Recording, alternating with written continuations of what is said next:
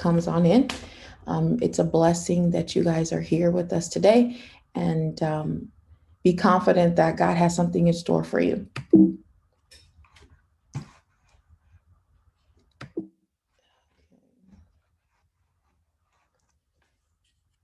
Let's see here.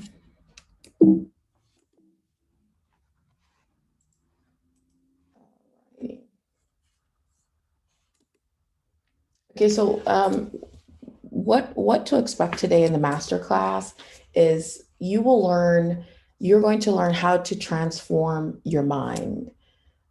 You're going to learn, let's see here.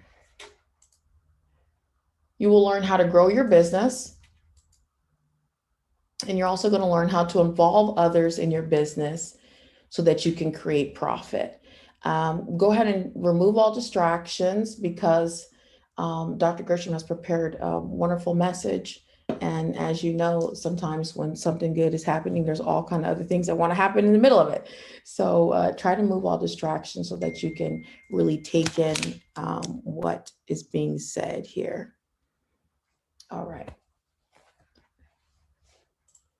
Now, Dr. Gershom has prepared a special gift for everyone who has attended the webinar today. Go ahead, the masterclass. So when you wait until the end, we have something for you, something special for you. Okay, so I want to introduce Dr. Gershom. It seems like most of you are family, but because you might be watching this at a later time, we can just give you a brief introduction on who Dr. Gershom Sikaala is. He is a pastor. Doctor, you there?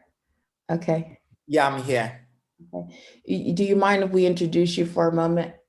If I do an introduction? Yeah, sure. We can just begin because of time, but I know that the link had a problem, so they sent out the text to people are signing up again. Okay. Yeah. We'll do the introduction and then we'll bring you in. How does that sound? Okay, that's good. Okay. So Dr. Gershom is a pastor. Let's see here.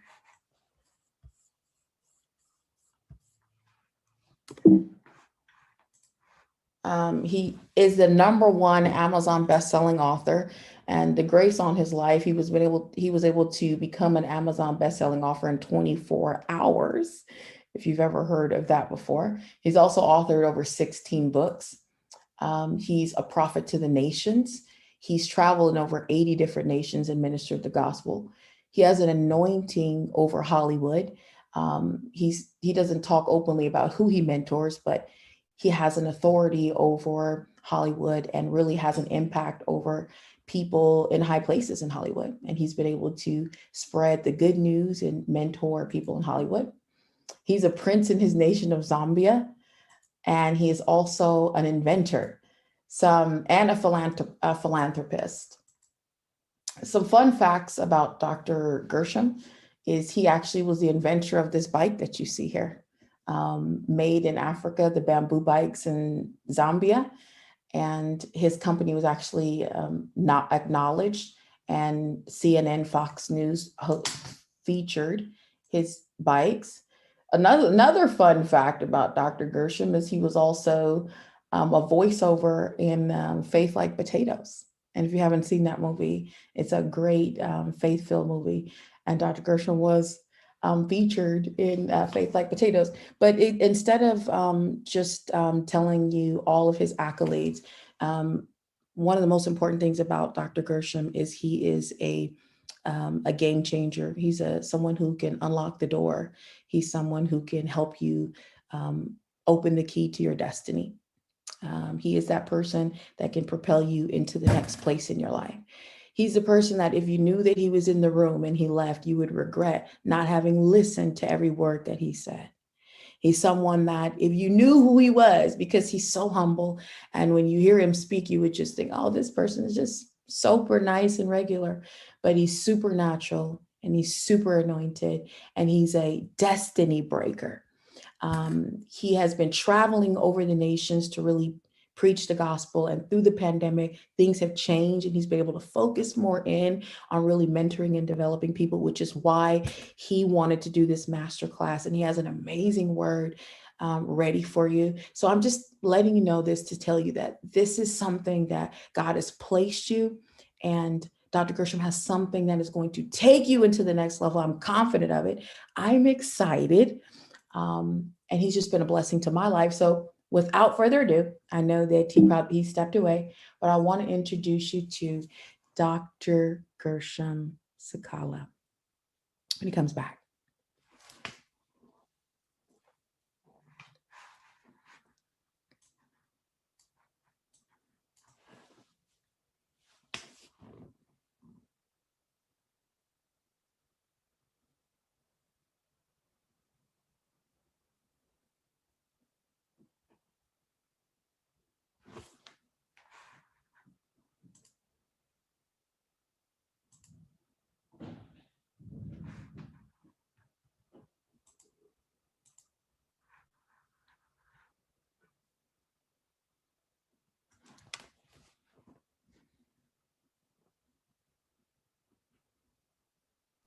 I'm here. Sorry about that. I had to step away, but I'm here.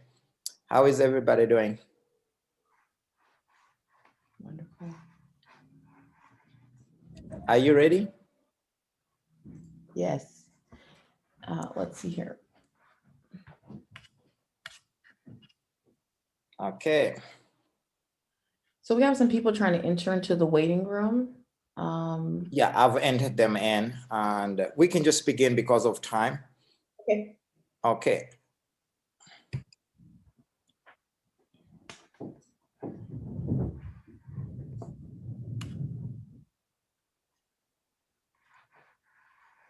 All right.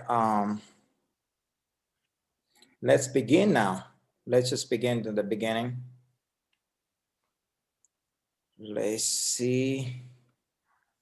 Let me see who is there. Okay, you know what? Let's just begin. I want to see the modules of everybody there. Like, there is a place where you say reactions. I just want everyone to do the reactions. We're going to have a lot of fun. I have a lot of friends that have joined in today. It's really exciting. I just want to begin teaching now. Yeah, I'm just going to begin teach now because of time. It's very important to understand the power of masterminding. Some people may ask, why did I call this masterminding? Now you must understand that there is no battle. There is no battle that you can't win any battle without having a strategy. Strategy is everything. Strategy is the key for everyone to begin to succeed. I've been wanting to teach this for a long time. I'm glad that Carla put the PowerPoint together so we can all begin to learn these things together. Now let's start by what is, can you start my video? Okay, my video is this side. It's okay. Let's start by what is masterminding. So the mastermind may be defined as coordination of knowledge and effort in the spirit of harmony. Now you have to understand, like, to mastermind something, you must learn how to do the coordination and the knowledge and also effort in the spirit of harmony. Now, when we talk about harmony, it's not just about harmony with other people. Also, you need to come to harmonize yourself. Like, you must come to the place of what is it that you want in life? What is it that you want to succeed? It's you. What do you want? You have to understand What is it that you want in life? Because once you are divided within yourself, the greatest battle is fighting with yourself, having that battle against yourself. That's the biggest problem when you don't have a focus, when there's no focus, when there's no vision. The scripture says, my people perish for lack of visions, for lack of focus. Now you have to understand these things are very important. Even before we do these things, I'm going to share. Oh, can you put the okay? Yeah, you can put. I'm going to share 10 things that are very important. You can just disconnect that other video from your what. You can just remove that one so that it doesn't disturb the PowerPoint. Just before I get going and we begin to dive more and more into these things, I would like to make a little bit of an announcement. Be doing a conference in Hawaii. It will be virtual, of course. I would like to. You can unmute Michelle. Michelle, is it Michelle? You can tell us about that creative conference, because once I start teaching, we will not be able to talk about it.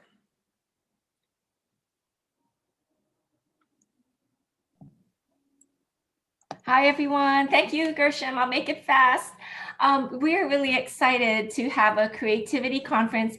Now, it's not a creative arts conference, okay? It is a creativity conference, which really spans all the industries, including business. I know many of you are here for business.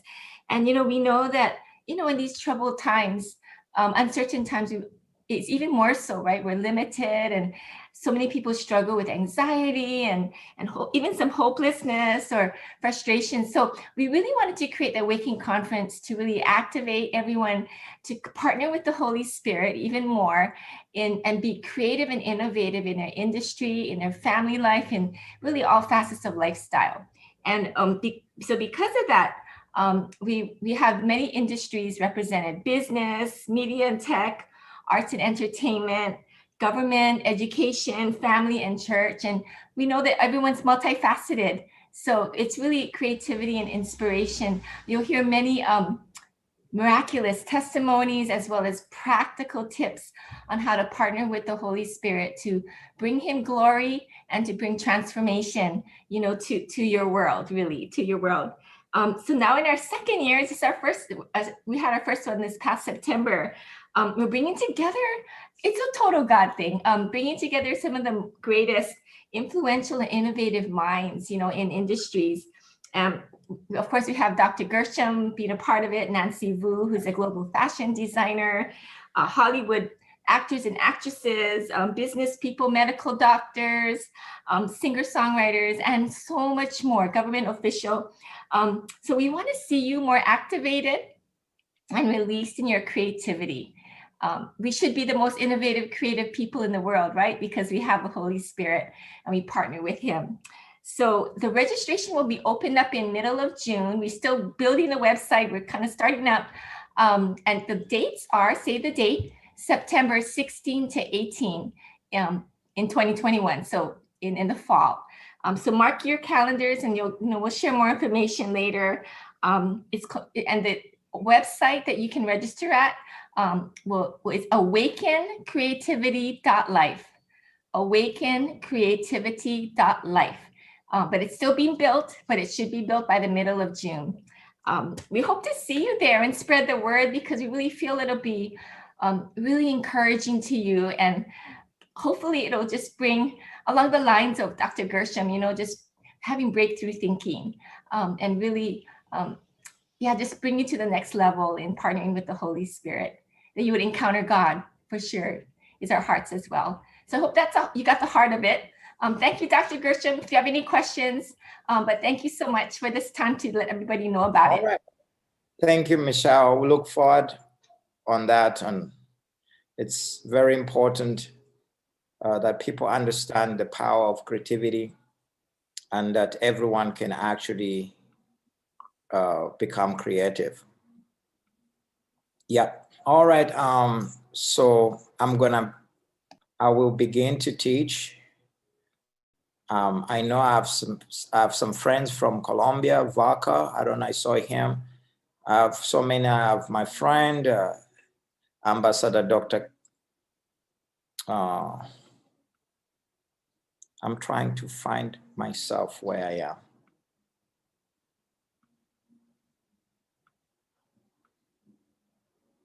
Okay. Okay. Dr. Morris, it's good meeting you. Sorry, I already met you, but it's good seeing you from Canada. I'm glad you have been able to join us in this amazing conference that we're having. So, yeah, Dr. Morris, Kate Morris, she was nominated in is it Grammys? Ambassador Dr. K. She was nominated in the Grammys Awards. Yeah. Yeah. So let me see if my team is ready so we can begin right now.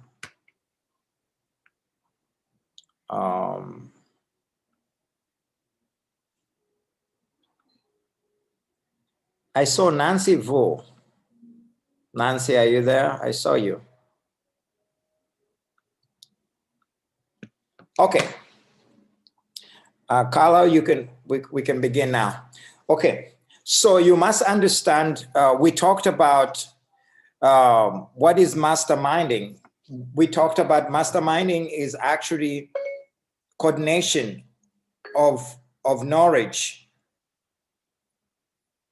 A lot of people lack coordination because there's a lot of things that distract people not become successful. And now we're going to talk about some of the things that can make you effective. I have listed over 10 keys. I'm going to share about 10 keys that don't go to the second first. We're going to, thanks, Carl. Just stay with the first key. So you must understand, no individual may have any greater power without availing himself or herself to the mastermind. So now you must understand that you must begin to identify your tribe. You have to identify those people that are writing down. You must identify your tribe. Now, what I mean by the tribe is that which people can make you more effective in what you're doing. Some of you make relationship and friendship without intentional. Be intentional in your relationship and in a friendship. Of course, there are certain relationships that has nothing going on, but it's just you grew up together or you just liked each other, but and you visit each other and there is nothing. But I mean about when it comes to business, you have to be intentional. Who are the people that can add value to your life? It's very important that you begin to select people that can add value in your spiritual gifts, in your talent, in your business. And that's what mastermind is all about. You by yourself being an island, you cannot be successful. Even the islands, they depend from the tourist. For example, the island of Hawaii, they are all by themselves, but they make money because people come from all over the world and go and spend money there, and that's how Hawaii survives. right here in California, there's a place called Catalina, without people coming from the city to go to Catalina through the boat.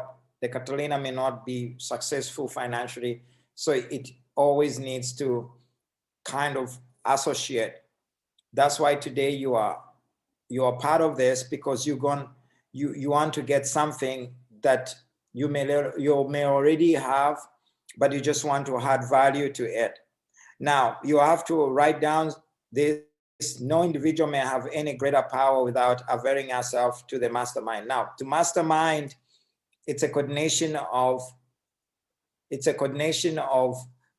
knowledge of the people, of one or two people coming together.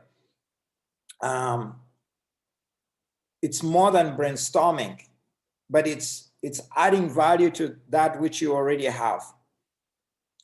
Remember this, in order to mastermind something, you already need to have something. Now you have to understand, let's go to the second point real quick. I'll go through these points. You have to understand that the other word to mastermind that is being used is the word to corroboration. Corroboration is the key to success. What is corroboration? Learning to work with one another, learning to work with same people that you have the same intentions, so you have the same idea. Any businesses you create will involve others. So some of you who may not even know how to work with people. And I think one of the greatest key in being successful in business is do not take everything so personal. Even in ministry, do not take everything so personal. Remember this, you cannot partner with everyone, but you can do business with everyone. People can still receive services to you without actually being in an actual relationship, but they can receive those services to you. Because no matter how strong the business is, it will always involve others. So therefore, there is what I call interdependence. Every business will need interdependence. The interdependence, it's you cannot become independent without being interdependent. Some people say, I don't need anyone in the world. No, you need others. You need to interdepend. Even the great United States, it depends to other countries for certain resources. Even the Great Britain, it depends to Africa and other countries. China depends most of its resources for China, and why China is becoming even a superpower. Most of its resources comes from Africa. By itself, they don't have the material, they don't have the gold, they don't have the diamonds, they don't have the copper, but they have the machineries, they have the processors. They need to depend to other countries in order for them to use those machineries. So you have to understand, you have to be interdependent, then you can become independent. Some of you are too rigid to yourself, and we will talk about that more on the coming. And now the third point is very important. You have to understand that having a mastermind benefits us and those around us. We are, when we mastermind, we are also sharing with others. And you have to understand about sharing with others is, it's the missing link of the puzzle, that puzzle can be filled up with another person. You're having these common minds working together to add value to that goal. Remember, to mastermind is different to brainstorm. Brainstorm, you argue, you remove this, but to mastermind is that you already know what you need. You have set a goal, I want to be a millionaire. You have set a goal, I want to start a business. You have set a goal, I want to lose weight. You have set a goal, I want to grow spiritually. You have set all these goals. Oh, I want to start this. And you need to rally people around you that will add value to that particular goal. That's why it's most of the important thing that why people, they don't succeed. It's because they involve people that will divide that goal. That goal, anything divided, anything that is bringing division to that particular purpose of your life, it can be an hindrance to your growth. It can be an hindrance for you to become successful. It doesn't matter if it's business or spiritual work, or you want to increase or your investment. You must work with common minds that will add value to you. I hope you are enjoying this. The fourth one is this is where very important things. You have to understand about how to cooperate with other people, to cooperate with others. And there are certain things that are very important. What do you understand by the word abundant and excessive? To be excessive, to be excessive is wrong. To have abundance is to have abundant. There's nothing wrong about it. But when you just want to have excessiveness for show off and others without a goal, that can destroy you. Then the other thing, it's about how to learn to accepting certain things and how to learn to rejecting certain things, because those are very important things for you to understand that in this you have to understand that there are certain things you need to accept and there are certain things you need to reject. It's very important. Also, agreeing and agreeable. Agreeing and agreeable. Like, the word consenting, it's just certain people that are just would never agree with anything. It's different from accepting and rejecting. From accepting is different, but you need to be with people that are agreeable. You don't have to be with people that are consenting all the time. They're just opposing whatever you're doing.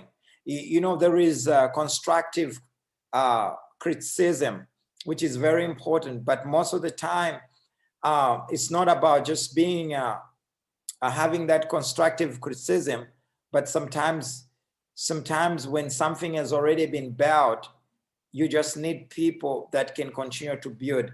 We're going to move to a third point, allowing and controlling.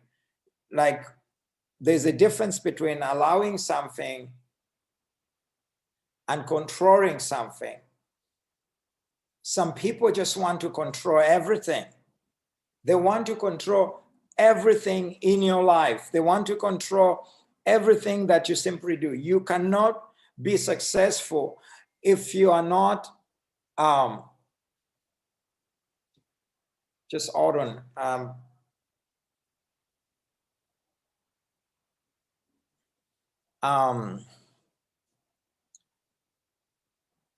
It's very important for you to understand that people are texting me here that they cannot come in. So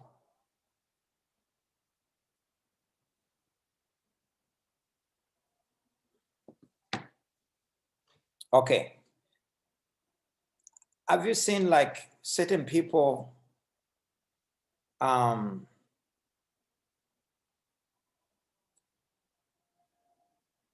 time I was doing a counseling of this couple. There is this man who wanted to control his wife for everything, just controlling. It's not like he's not even given her room to go and do her nails or anywhere, just controlling everything. And she just feels like she's in the prison in a relationship. Instead of a relationship supposed to be enjoyable, but it's like you are in the prison. And there are people that in the businesses, they just want to over control something. They're not even open to allowing new ideas or people that have suggestion. Now, this is another important part in your life. Approving. How do you handle with approving things or being critical? A lot of people have got a critical spirit. Everything they do, they just criticize. There's nothing wrong about being critical, but it's about how you handle it. How do you approve something, approving something and being critical? It's very important. This will help you how to control other people. Let's go on. There are people that are authoritative. Everything they do, they just being authoritative. There's nothing wrong about that because you are in charge of the business. You just have to have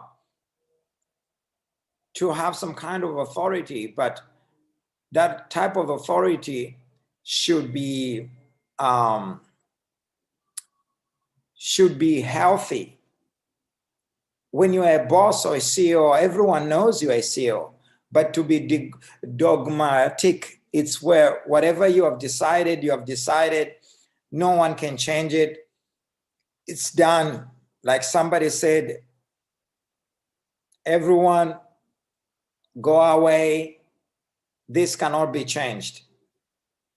Sometimes to be dogmatic is where you have already made up your mind, no matter what. No one can talk you out of that. Now, how do you handle between the balance, being balanced, to be balanced and to be extreme? You must learn to balance things, to balance your authority when you're at a place of authority, and do not be dogmatic. Do not be on that place where you cannot change anything.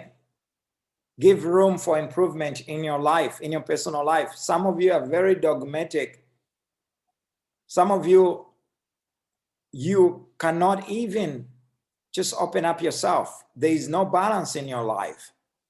There is no balance between your spiritual walk with God and the time to make money and the time to save money and the time to spend time with your family and the time to have fun. What balance are you making? Some of you have no balance, and that's why you are always overstressed. Stress can be managed. Depression can be avoided if you just know how to balance things. It's very important. It's very important.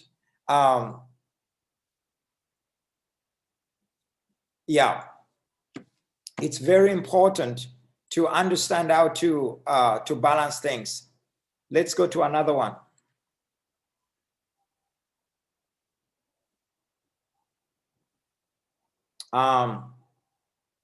You can move to the other one. Then I'm going to talk about confident versus arrogant. There are people who are always arrogant in everything you just tell them. They're just arrogant. They answer very wrongly. You have to have a soft answer. You need to be kind. If you want to work with people, you need to be kind. If you want to, when you go to the most classy hotels like Ritz-Carlton or many others, the first thing you see is a courtesy, how people talk to you, how people respond to you. They are very confident that what they are offering is very important.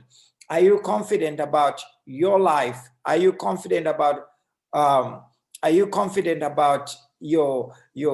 yourself, your job? You have to be confident at your place of work.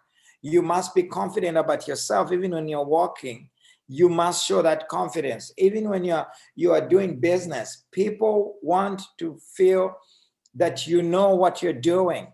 They don't want to be around the doubters, people who don't know. Even in the spiritual walk, you must be confident about your walk with God. Now, if you're not confident about your walk with God, now confidence is different from being arrogant. Some people, they are overconfident, that their confidence results into arrogancy to the place where people don't want to do anything to be with them. They just feel like they're just arrogant people. You know yourself, you're not arrogant. So know how to use your confidence in the correct way. Humility is the key to cross deals. Humility is the key to interact with the world. This is how you can, if you're an arrogant person, you will not cooperate with others. You will not work with others. Now, to be cautious versus being aware. Sometimes it's better to just be cautious than to just be aware of everything. And being aware also is not bad, but to be over aware, like overprotective, over everything, that can destroy you from not becoming who you are meant to be. Now, you have to understand that in your business or in your leadership, in your work, just in ordinary work, you may not be a CEO or a president or a founder, but in your daily work, you must know how to talk to people. There's a difference between diplomatic and being deceptive. Being deceptive is deadly, because finally people will find out about your deception, and that can destroy your personal life, can destroy your ministry, can destroy your business, can destroy your career. It can even destroy your relationships, friendships. Deception is a mixture of half truth and half a lie. To be diplomatic is not to say too much, but to just say enough what one person needs to know. Very important things that you have to understand when it comes to cooperating with others. Now, alleviating versus exhausting. You need to be entertaining. Don't be just exhausting. Don't just say, I am broke, I'm dying, I'm not going anywhere in life, I'm doomed. No, that's exhausting to the people that are listening. That is so much exhausting. People don't want to hear negative things. People don't want to have that energy in their lives. They want to feel elevating. The word elevating simply means entertaining. You may not, I'm not saying you should be going like do. No. Meaning, we talked about confident versus arrogance. You must be confident in what you're doing. You must be cautious with the people that you are working with. You must be diplomatic. You must be availing versus exhausting. A lot of people are going through a lot of pain, a lot of stuff. They're going through a lot of situation in their lives.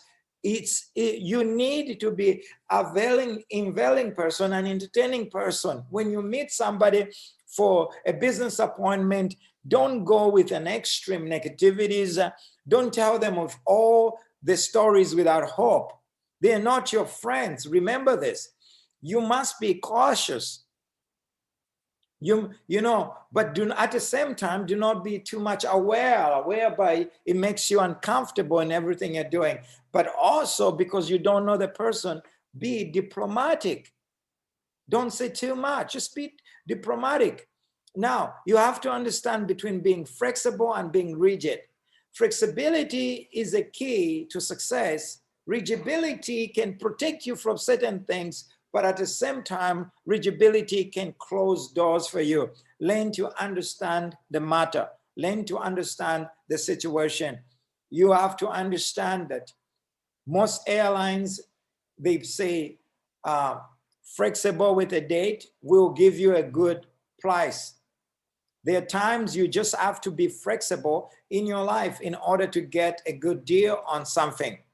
You will, if you're just so rigid, you're so rigid in everything. I know people that are so rigid. Actually, the worst salespeople are the rigid salespeople who don't give room for negotiation. Life is about negotiating. You can negotiate everything. It's about negotiating. Of course, there's certain do's and don'ts I'm not talking about, but I'm talking about if you want to close the deal. You have to understand, I'm talking about these things with experience. I have to learn to be diplomatic. When I was working with so many people, I was a missionary for about 6 years with the Youth of the Mission, which has over 20,000 staffs around the world. And I was traveling with them around the world.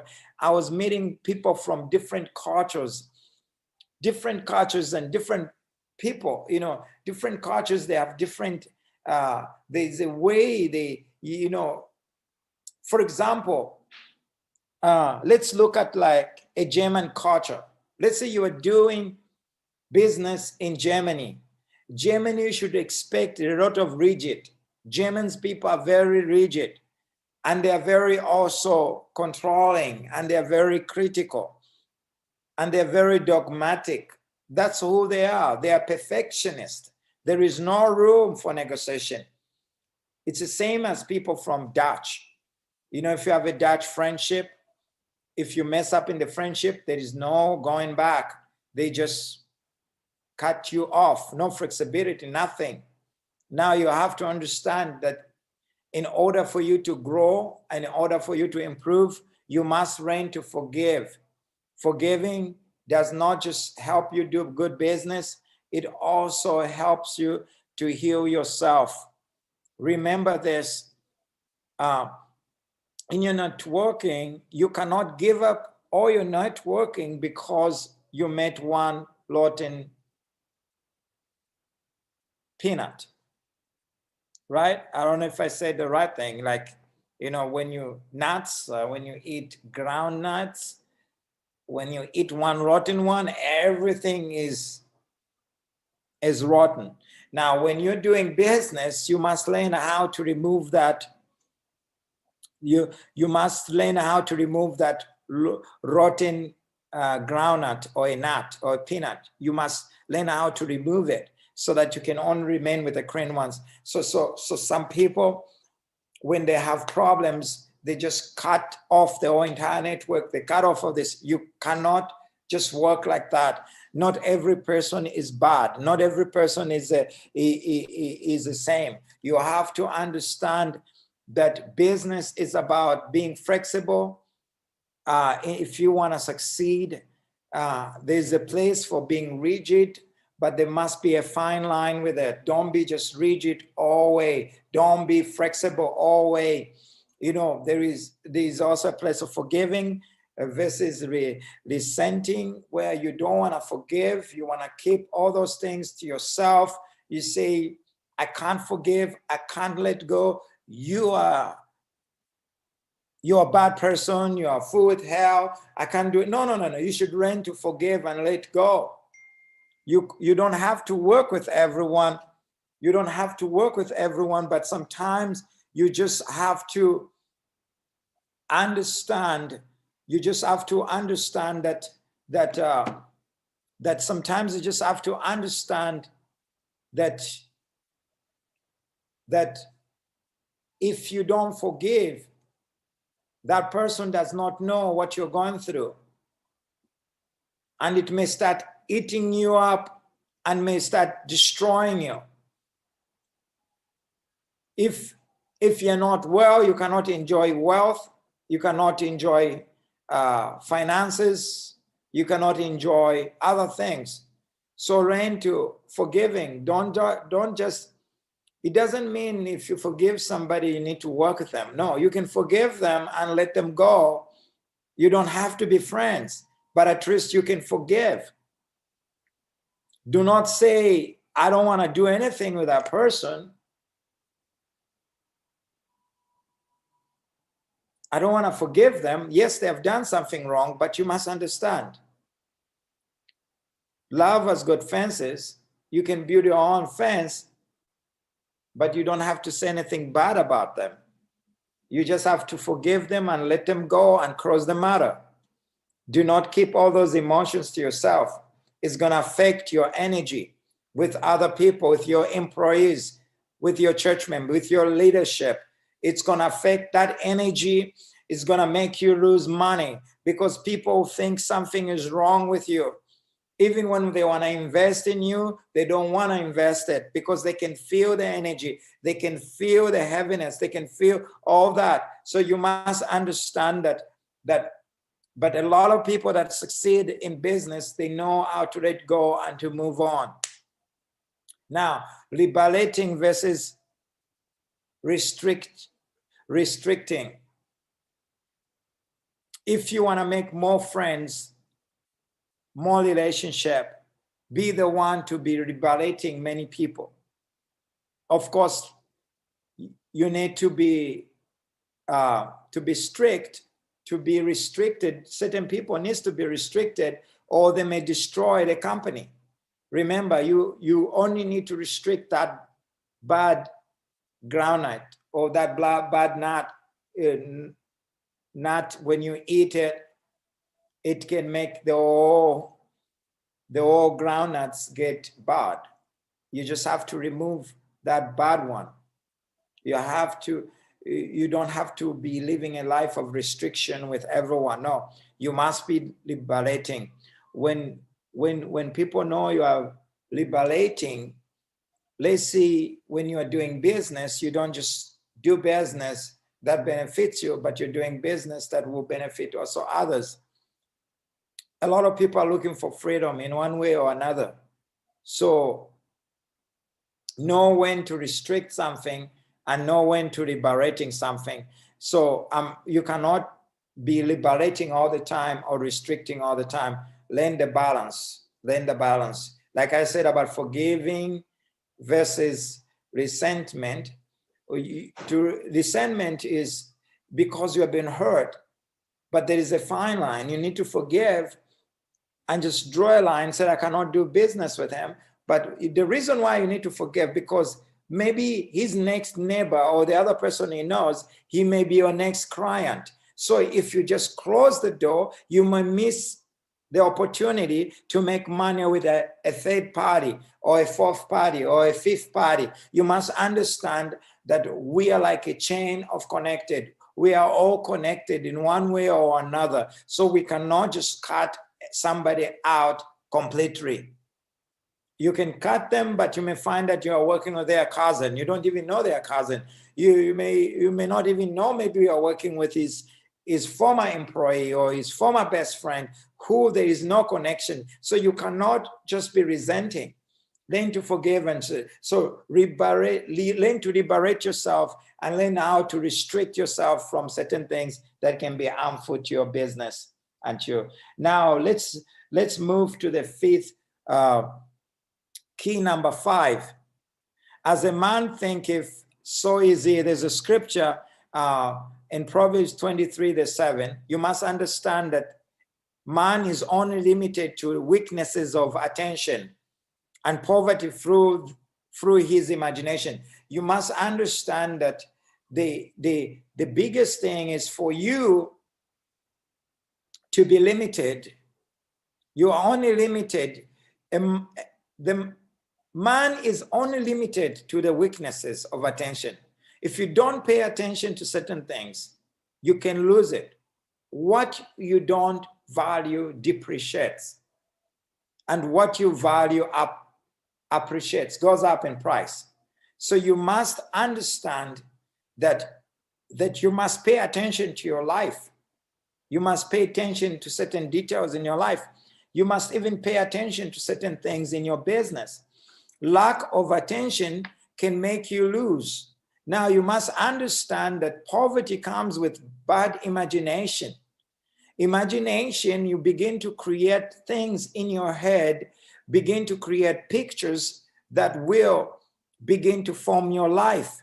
Let's say you begin to imagine a beautiful life, a beautiful house, a beautiful family, a beautiful relationships. When you start imagining things like that and start paying attention and putting your thought, your thinking, you start painting that type of a picture instead of starting painting a picture of being broke and live in extreme poverty. Sometimes You need to change the environment, change the picture. If you live in the impoverished area, start visiting the most wealthy place. Go and have a cup of coffee there. Begin to look at different good buildings. Begins to change your imagination. Do not keep looking at the same poor things. I remember the story one time. What I did is I went to the most expensive hotels in the world. And I went and sat there and drank a glass of water. The glass of water is free in any expensive hotel. Then I was there and I said, one of these days I'll be staying here. This will be part of my home. This will be part of my place. Years later, I was doing business and then I found myself, my partner put me into that hotel for 10 days. And it was almost over $1,000 per night.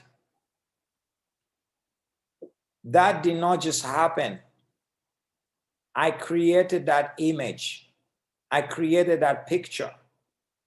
By the fact that I went there and sat and had a cup of glass of water, I looked at how beautiful the place is, how I was greeted with respect and dignity, how I was welcomed, even just with a glass of water. They kept coming, what can we do for you, sir? Can we bring some snacks and all that? A lot of compliments, a lot of positive vibes around, a lot of, you feel human, you feel dignified, you feel respected. As a result, I started imagining, I want this type of life. And guess what? I ended up living it. As a man thinketh, so is he. It's very important to understand this type of things. You have to understand the great secret is the controlled imagination. Controlled imagination. What pictures do you allow in your life? Have you painted of the picture of the past, of failure, betrayal, divorce, or broken relationship, or singleness, or whatever is troubling you, or you don't have enough finances? What picture are you working up with? Sometimes what you can do that, I used to have a journal myself. I put a journal. This is some of the things I wanted to do. I cut a magazine with a picture of the stadium of people, packed of people. Maybe there were like 200,000 people on that football stadium. I cut that picture and I stuck it in the journal. And I said, then I drew myself, that's me speaking to all these people. I drew myself, I put myself on the middle of that thousands and thousands of people. I drew myself, I said, this is me speaking to all these masses. Guess what? Years later, I ended up speaking in stadiums, even here in Los Angeles, just here in Los Angeles, actually. I've spoken in many stadiums, but even here in Los Angeles, in Gershom, there was about 100,000 people in 2000 and that is 2016. That we called the event Azusa Now. I was one of the guest speakers. Because I created that image. One time I saw people following everyone with a camera, wherever they were. I was in Germany, I was followed by a camera everywhere I went with the biggest TV networks. They were following me everywhere. And I imagined myself giving autographs to people. And I was there in Germany giving autographs to people. I'm writing my autograph and people would even cry when I wrote my autograph to them. I imagined that picture. I was imagining those things.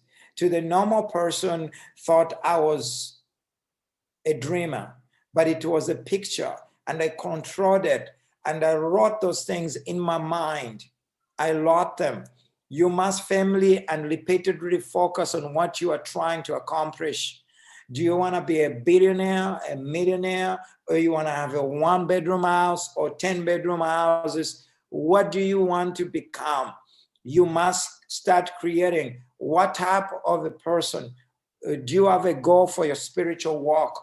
Do you want to get closer to God? Or do you have a goal for your finances? Do you want to make more money? Do you have a goal for your health? Do you want to improve your health? Do you have a goal for your business? Do you want to grow your business? Do you have a goal to learning how to understand scriptures and Bible? Do you have a goal to write a book? Have you made a decision to write a book? Life is about a game of decisions. And every time I imagine myself, one time I started imagining myself, it says, every single year I'll write 2 books to 1 book. So every year I write between 2 to 1 book. This year we have already done 1 book, which is number one Amazon bestseller. We got that Look at God, but this year is not going to end. I'm going to have another one because every year I've imagined myself writing 2 books. Do you know how difficult it used to take for me to even write 1 book?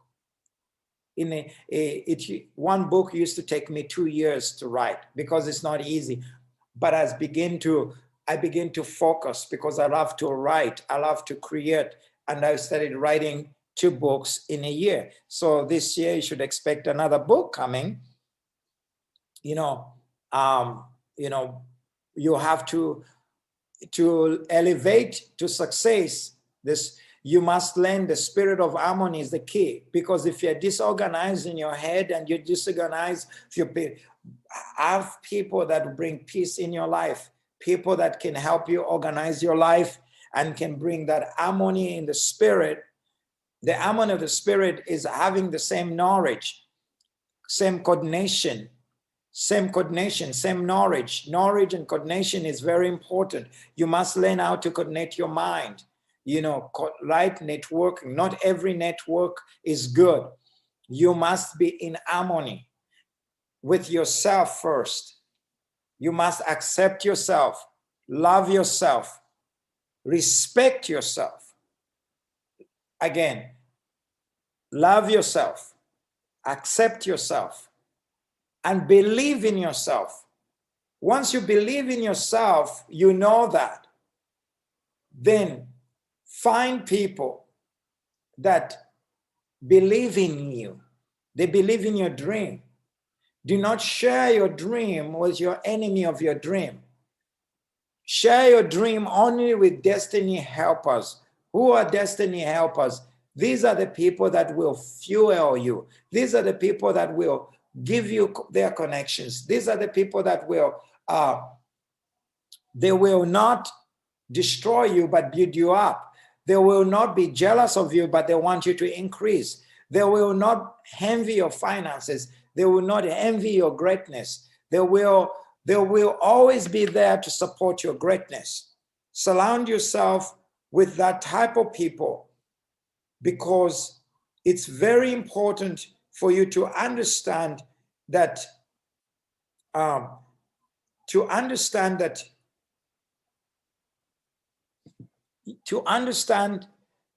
life you can't build in confusion.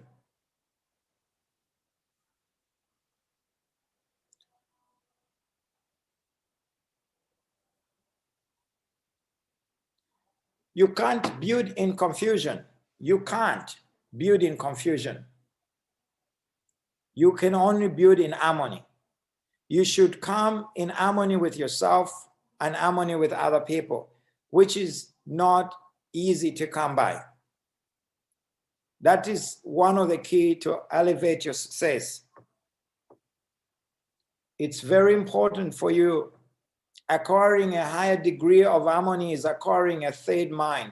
Now, I want to talk about the third mind is having other people around you see what no one else is seeing. that no one else is seeing what you're seeing. There are times I ask certain people to say, what do you think? These, I call them, in insurance, they are called a third party in insurance. Or, these are the third party, the third mind is very important. And one of these days I'll teach more on the third mind so that you understand, to see what other people cannot see. And also it's an invisible ideas to others. There is an invisible ideas to others. There's something that you have. Like yesterday, I was talking to one businessman who just bought a mansion in Florida, and now he's buying another mansion here. I told him, I said, as much as properties are cheap in Florida and all that, but I feel like investing in California is a better move because it's got more money. Then he said, I was just thinking about that. I was his third mind. I was just thinking about that. You are right. So sometimes you need to be around with the people that can help you with things like that. You cannot always be an island. Dr. Ralph Wilkerson one time told me, he said, show me your friends and to show you your future. So find friends that can build on your ideas. That's why when I surround myself with different people, I like supporting people's ideas and people's visions, because I want to be a fed mind to them. I want to be able to help where I can.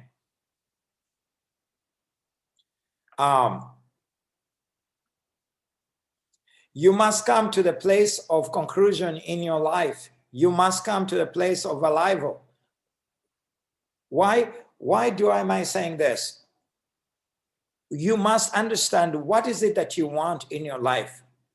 What is it that you really desire? Oh, I'm not going to talk about desire now because I have something to talk about. But you must come to that place of,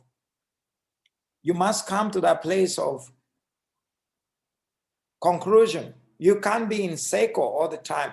You cannot be talking the same things you were talking when you were 15, 16, 17. You cannot be talking about, I want to do a book, 5 years, 10 years. I want to do this, 50 years. You want to do this. You must come to a place of arrival. Certain things you never alive in your life, not until you do other steps that are coming up. I see so many people with potential. I see so many people supposed to be pastors many years ago. I see so many people who are supposed to be, they're not supposed to be pastors, they're supposed to be a business person.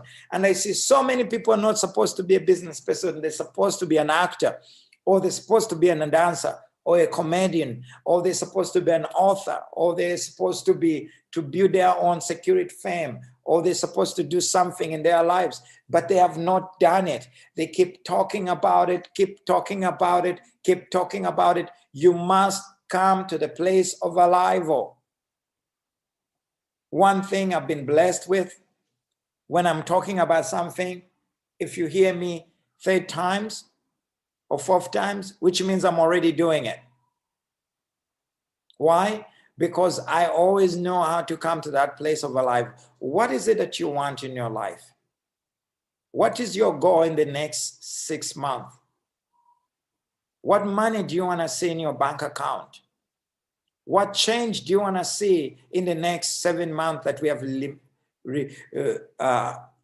remained in a year? What is it that you want to see?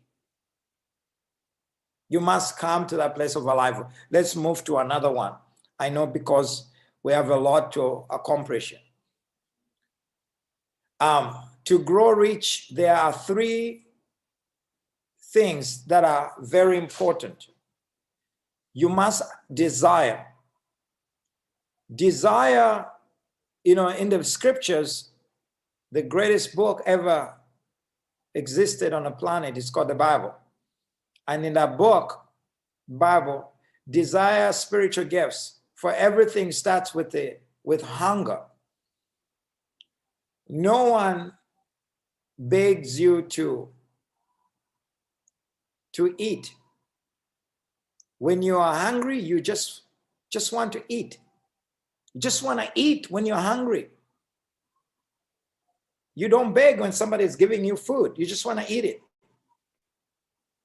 Now, let's move to another segment. Desire is a very powerful. You cannot force anyone to do anything without desire, without you wanting it. How hungry are you? How hungry do you want to see this? You know, a desire is like, it's described as a white hot. Now, a white hot is defined as a passion, a place where the fire burns and becomes white, and it's beginning of that achievement.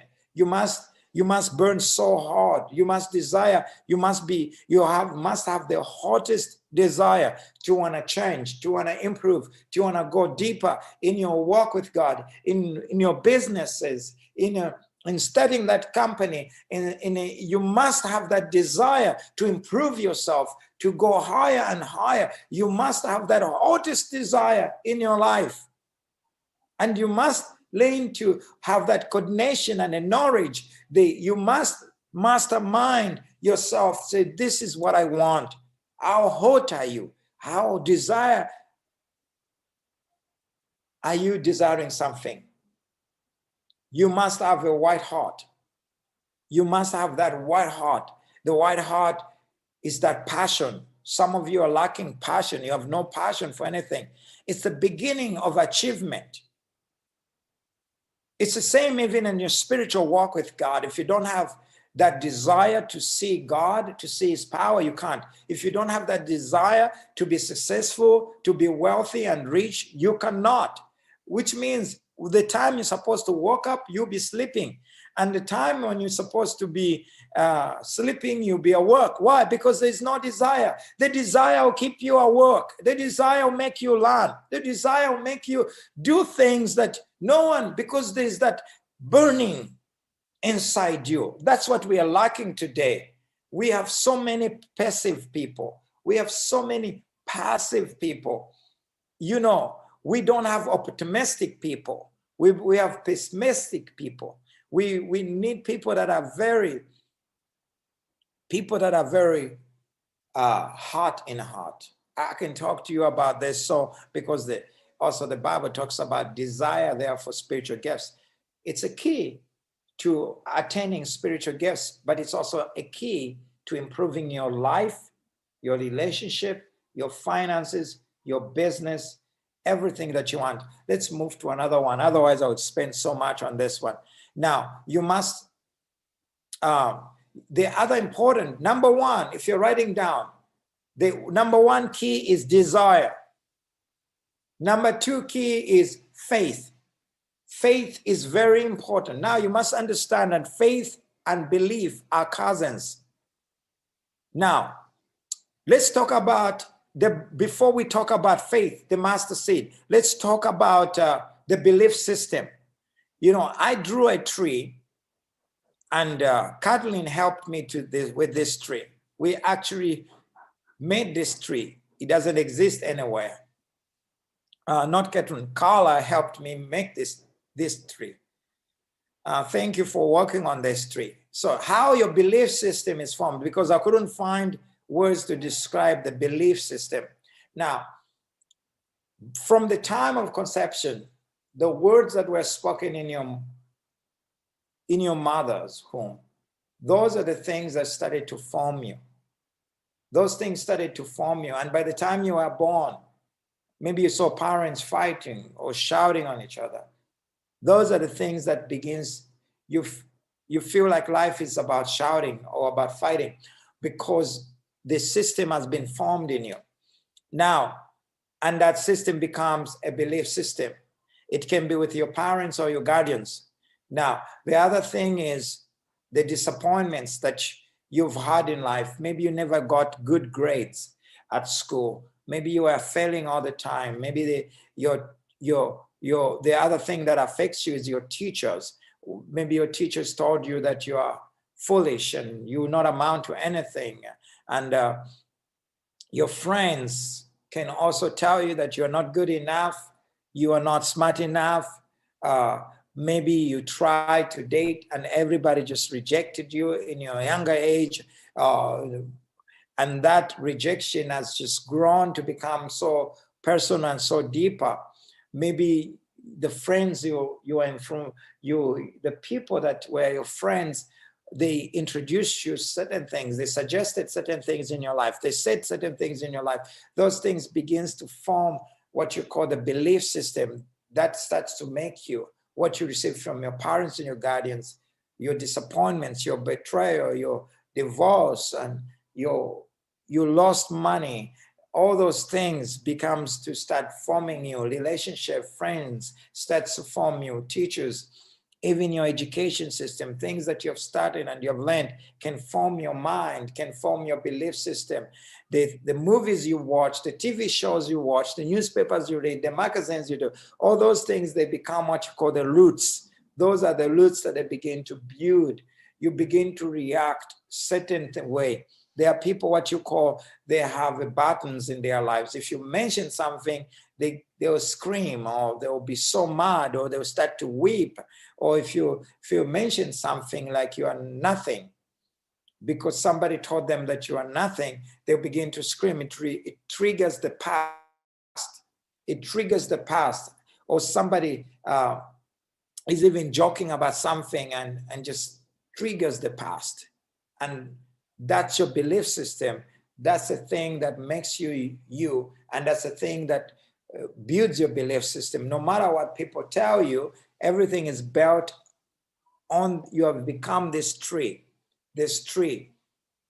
All these things, all your belief system, your religious system, the way you pray, the way you talk to people, the way you do things, the way you respond, the way you react on situations, the way you respond to situations, the way you respond to different things. These have become your belief system. You have formed this belief system because you have been influenced with this disappointments, parents, friends, relationships, teachers, education, and TV, and many other things that we can add there. We can move into another one because we didn't even put the roots there. Now, you make decision based on all those things that I've talked about. You make a decision based on your friends, relationship, parents. You make decisions based on TV or TV shows, or what you have read in magazine and newspaper. You make a decision based on relationships. Now, the word decision is very important. So we talked about desire. Then we talked about, before belief system, before I talk about decision, I need to talk about faith. So let's go back to the faith, because I was talking about, this is desire. Number one is desire. Now let's talk about faith. Now, I just described to you a beliefs, faith and belief system. Most people are confused between faith and belief. A belief is built by those things. Faith is built by what you believe. Faith is very powerful. Faith is the truth of the Creator. Faith is the truth of God's word. That faith can be as smaller as a mustard seed. As you can look at that, it can be that small. That faith can break the unbelief. It can break the system in your life. It can change a lot of things. Faith is a very powerful force in your life. You must have desire. Without faith, you cannot achieve. Faith is what helps you to achieve your goals and your dreams. It doesn't matter if you are 90 years old or 100 years old or you are 10 years old, you must have faith in yourself and faith in God and faith that things are going to change, that the things you're going through is just so temporal. Your bank account situation is temporal. Your car situation is temporal. Your business situation is temporal, that things can change and shift. You must have faith that change is coming, breakthrough is coming in your life, increase is coming, that you're going to break into millions, into billions, that you're going to shift things, that you're going to change things, but you must have that faith. You may be saying, I just have that little, this much little. Yes, you just need that little bit of that. Let's move now to decision. Now, when you have that faith, now you need to take action. Decision is defined as action. Most people don't take action at all. They just leave something pending. Action is a reason for failure. Lack of action. The reason for failure is lack of action, is lack of decision. Make a decision to move and make your, let me give you this definition. When I'm not a gym person, but sometimes I work out once a while. Sometimes I just don't feel like I want to work out at all. Sometimes I even feel like I don't want to walk around I don't want to go anywhere at all. It's like, I don't want to do that. But immediately I go into the gym, I was feeling like I can't. Immediately I start doing some little, maybe push-ups and or little things like that. Suddenly I start enjoying it. I wanted just to be there for 5 minutes. Now I'm there for 30 minutes. And you find that if my body starts to follow me, my body starts to desire that, begin to cry for that. You make a decision to move, your body follows. You make a decision to walk up, the body follows. You know, there are times in some of these places, I used to walk up like 03 because like 3 a.m. I want to go to another country. You find that I don't want to walk up. I'm just keep sleeping. Believe me, I have good sleeping. I've been blessed that I can sleep, and it's a gift. But I can't walk up. I just enjoying the sleep. The more I look at the alarm, I need to be I work at 3 a.m. So I can be by airport by 4 and all that. But immediately I woke up and I jump into the car. Sometimes I even drive through the Starbucks and get some tea there. I begin actually to enjoy. I say, wow, I feel good. My body begins to accept and enjoy. So sometimes you just need to make a decision and the body will follow you.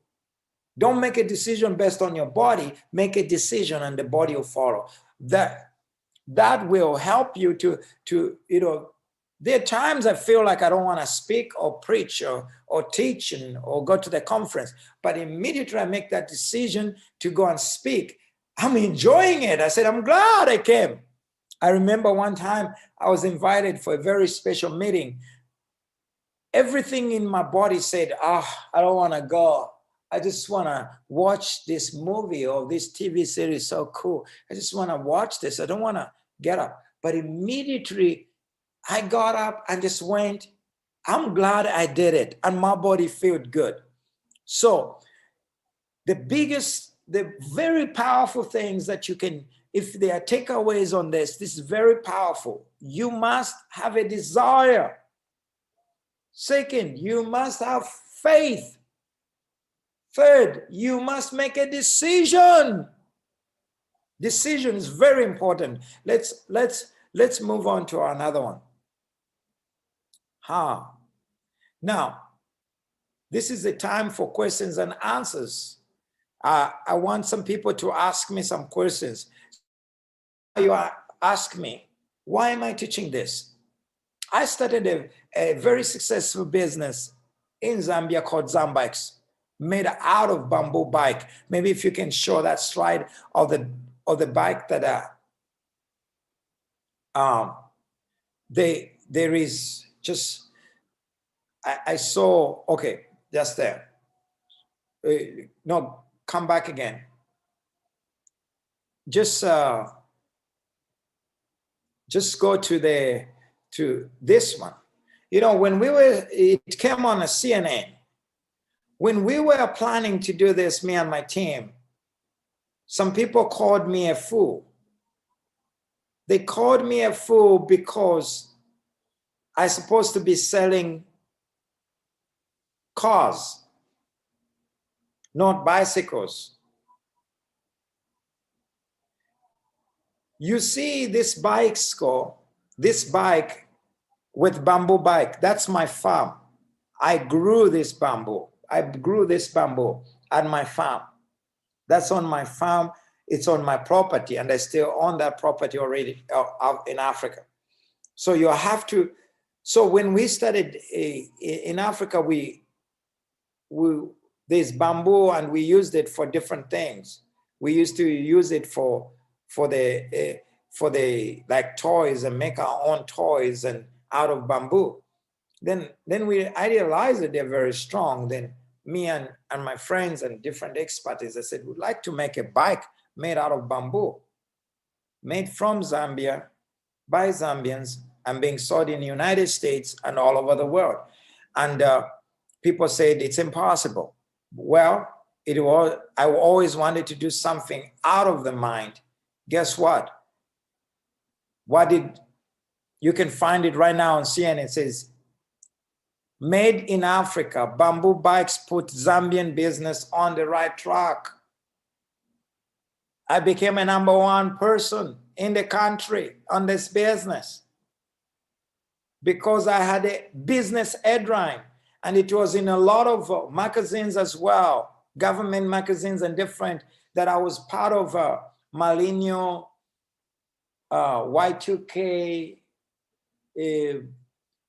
to eradicate poverty in Africa. I featured in one of the places where it says, I'm one of an example of how to destroy poverty. If you can dream enough and think enough, and you can have a desire, and you can have faith, and you make a decision. We made a decision, and some of our first bamboo bike, they were ugly looking, but we say, no, we can improve this. I want it classy. I want it #1. Now, this other picture that you see with this other, one of my friend, a handsome guy from Switzerland, this one, they are called Zulik. So now we sell some of these bicycles in Zulik in Switzerland.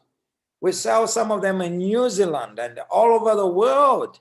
This picture was taken in Zulik because just one man's dream, and we were able to help over 200 workers and improve their lives.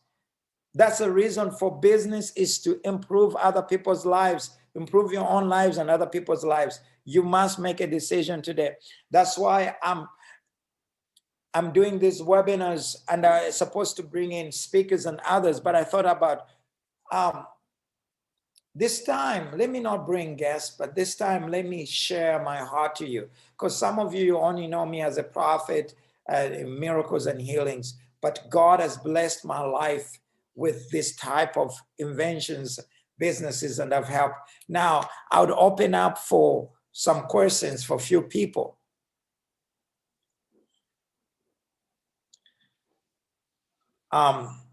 If somebody has got a question, I can take few questions and just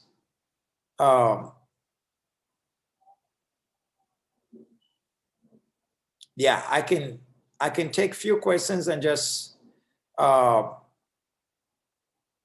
answer some of the questions. Okay, there's a hand raised here.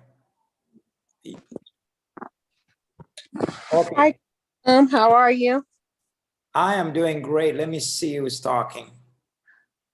It's Kima. Who's speaking again? Sorry, I can't see it. Kima. I have my camera off. Okay, that's fine.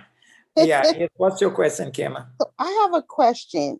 As far as you mentioned here, I took some notes about destiny, positioning yourself with destiny helpers. How would you suggest, besides asking the Father about destiny helpers, him sending destiny helpers your way, how would you discern or even know about destiny helpers? Because that's one of my things, is like, Father, bring me some people, a team of people who can help me get my business off the ground, that to where I don't have to do it all by myself and juggle life, as a single Yeah, mother. and Helpers. yeah, that's a good question. I'm one of the destiny helpers, actually. We're connected. We can connect you with Sir John's, my friends, my partners. Sir John, he is a friend of the people with the short Shark Tank and connected to that.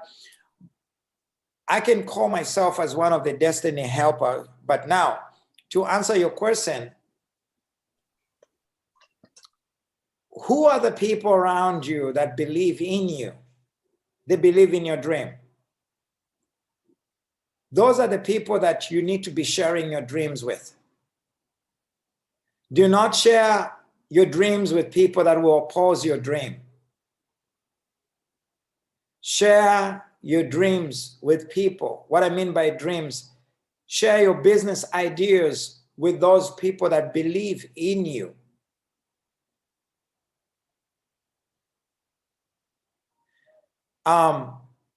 Most people, they share their ideas with everyone, then they either will steal your own idea and build from your ideas, and you remain with nothing. Second, or they will discourage you, maybe your color, maybe your financial status, or the county you come from, or the states you come from, the country you come from.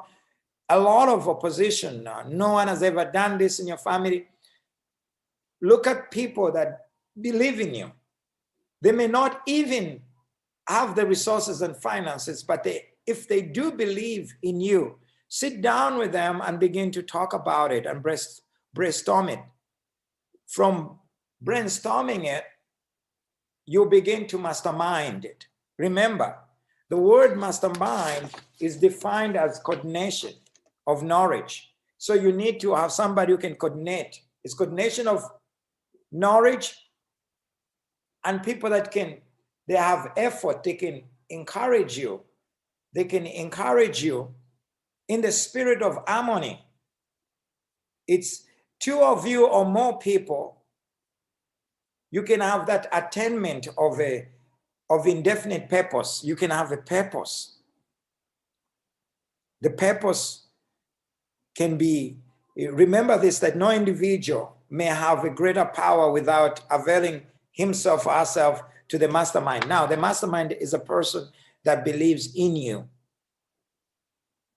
For example, if you don't have anybody, we believe in you. And you can stay in touch with us whilst you're developing relationship locally. There are people that you can touch or see. And personally, I've helped a lot of businesses start up by just simply connecting them to the right person. So find those people that will not oppose you but celebrate you. Those are destiny helpers. Does it make sense what I'm saying? And also, I would like you to also get the Breakthrough Thinking book. If you can get this book, it will really help you in your work. And of course,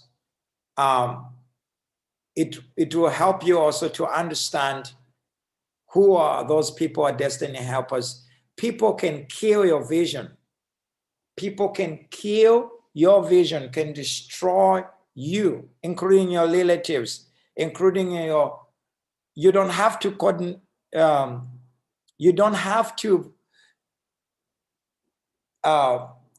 some people make a decision based on, oh, he's my former classmate, or we come from the same tribe, or we come from the same church, or is my family. No, do they believe in you?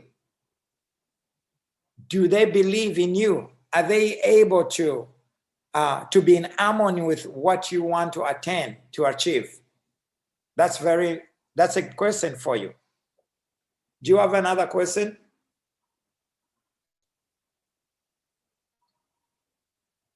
Hello? Hello?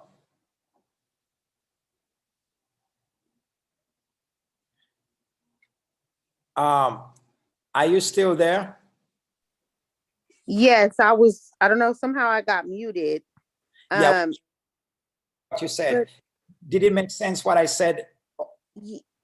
Yes, I did have like a lady help me with my like paperwork, and I felt that what came in my spirit was she was being, because I wasn't so knowledgeable, and what came in my spirit was she was being condescending. And it was just amazing how you have put that on there, and it's on one of the keys where it talks about, let me bring it back, I got it on my notes because I took notes, where it talked about condescending. Okay. Carla, So you I think that, on those questions concerning and the other one, you can just pull it off for her. Consenting and how to cooperate with others. You know, it's because I would put it like how to find spiritual helpers or how to find destiny helpers, but that would have been too spiritual, you know, because some of the people we have here, they just signed up because they want to learn about principles on business. So I had to put it out to cooperate with others. So which one is that? let me see.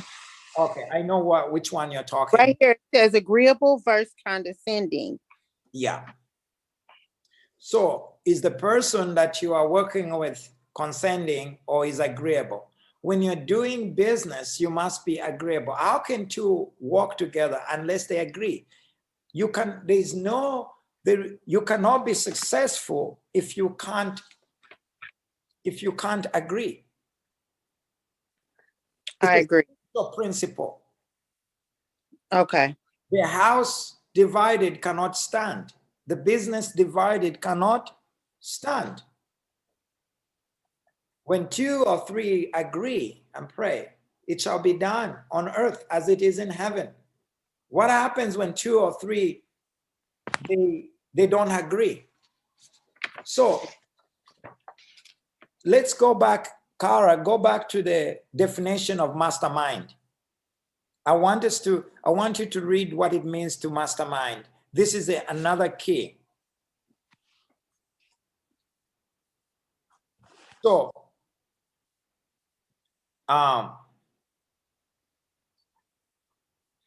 what does mastermind mean? What does it mean to mastermind? To mastermind, the mastermind may be defined as coordination of knowledge, effort in the spirit of harmony. Are you able to coordinate with a person? Are you able to share the same knowledge? Are they putting an effort to make it happen for you? Or they're in for their selfishness? There must be the spirit of harmony. These are destiny helpers. Okay. It makes sense. Yeah, another question. If you have another question, and let's see who else asked the question here.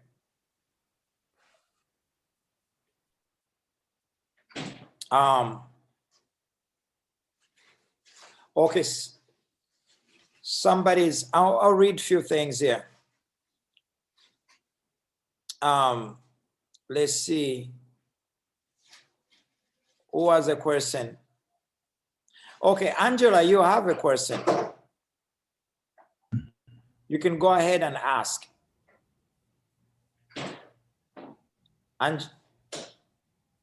Is it Angela? Yeah, Angela. Tessa, you have a question. You can go ahead and ask that question. We have only some time left. I want to make sure I cover these questions for you. We have a question from John, I believe, and then John, you can go ahead, John. Angela, you can hold back for that question. Then after John is done, then you can ask. Hi, good morning. Good morning. Yes.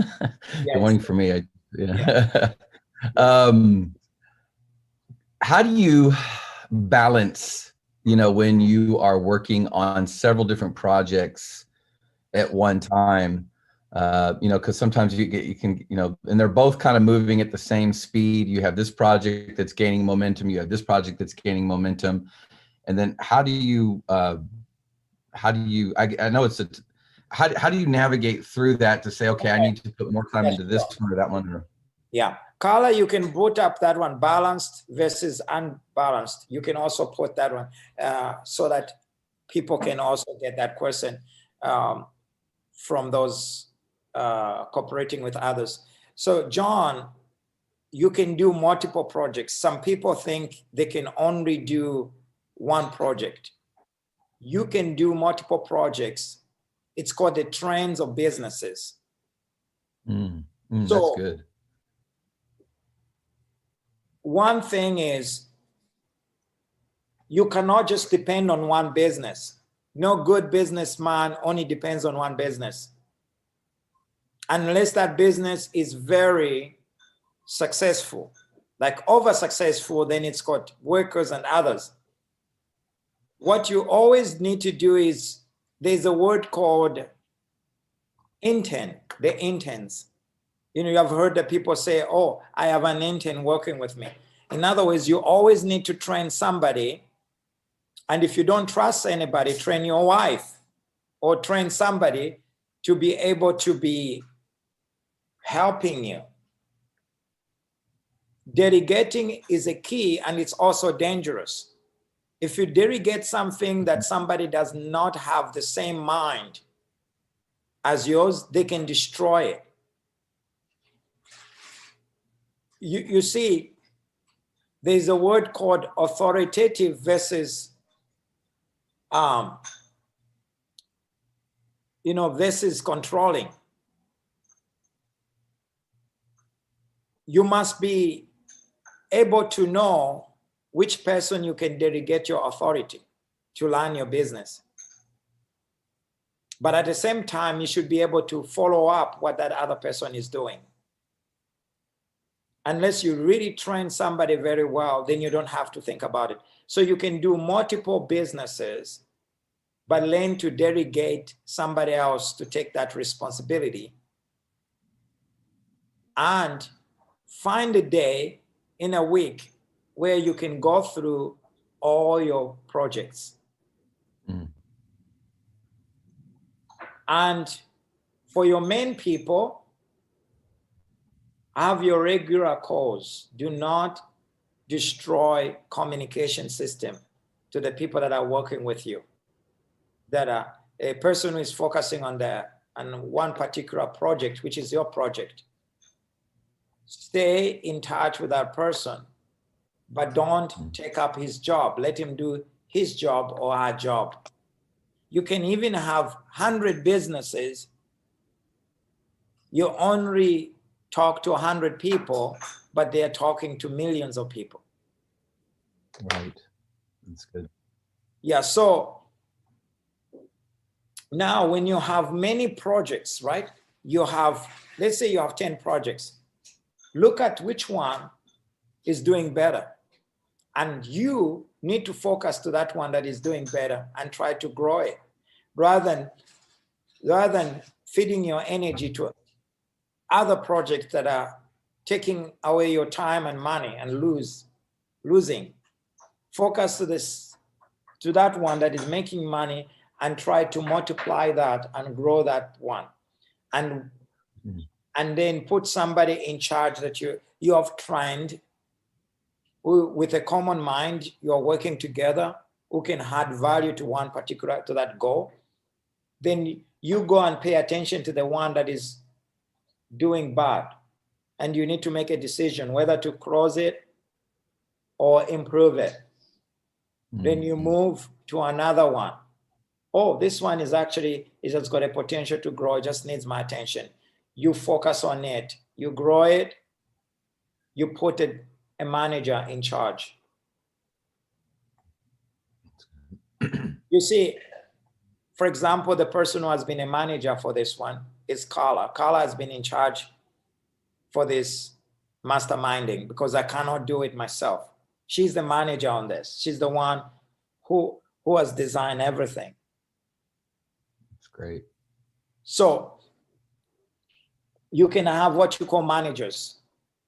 And in the beginning, you may not have resources for all these managers. In the beginning on the startup, give yourself a position. You're a director this side, you're a manager this side, and you're a salesman this side. So when you're a salesperson, grow that salesperson. When you see that it's growing, hire someone to take over that. Give your position to that person and personally train that person how to learn it. Do not just leave things hanging. Create a system that can work even when you're not there, even when you're on the vacation. Create a system. So instead of learning everything, just create a system. And when you create a system, you simply say, oh, Mary is going to do this today. The other day is this other person.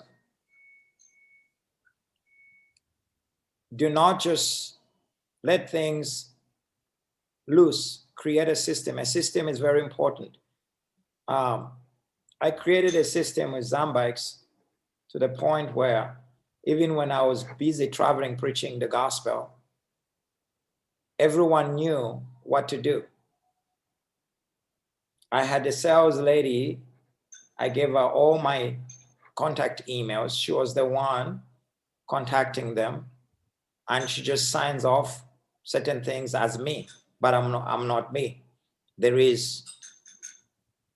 I would receive the same communication. I'm receiving them, but I'm not the one communicating. And things are learning. Maybe I'm even just having a talk with John Gregory about some other things. But meanwhile, someone is receiving an email from me. Oh, Dr. Gershom just sent me an email. Yeah, it came from me, but somebody else is doing it. But I could send you an email right now and I'm talking to you. It's called delegation. You can do multiple projects. The danger is when you only depend on one, and when that crashes, what I can say is for the beginners, have trends of businesses and see which one you keep it after a certain time and which one you want to cross it. Or you want to always. And everyone has got the capacity to learn multiple. Yeah. Some people say, just depend on one thing. Not on this economy, not on this 21st century. When that thing crashes, you crash. Same as stocks. Don't invest only in one stock. Invest in multiple. Look, a lot of people invested in Bitcoin. Elon Musk just said, oh, Bitcoin is not good any longer. What is good is Dogecoin. Everyone went to Dogecoin. Everyone who was in Bitcoin lost money.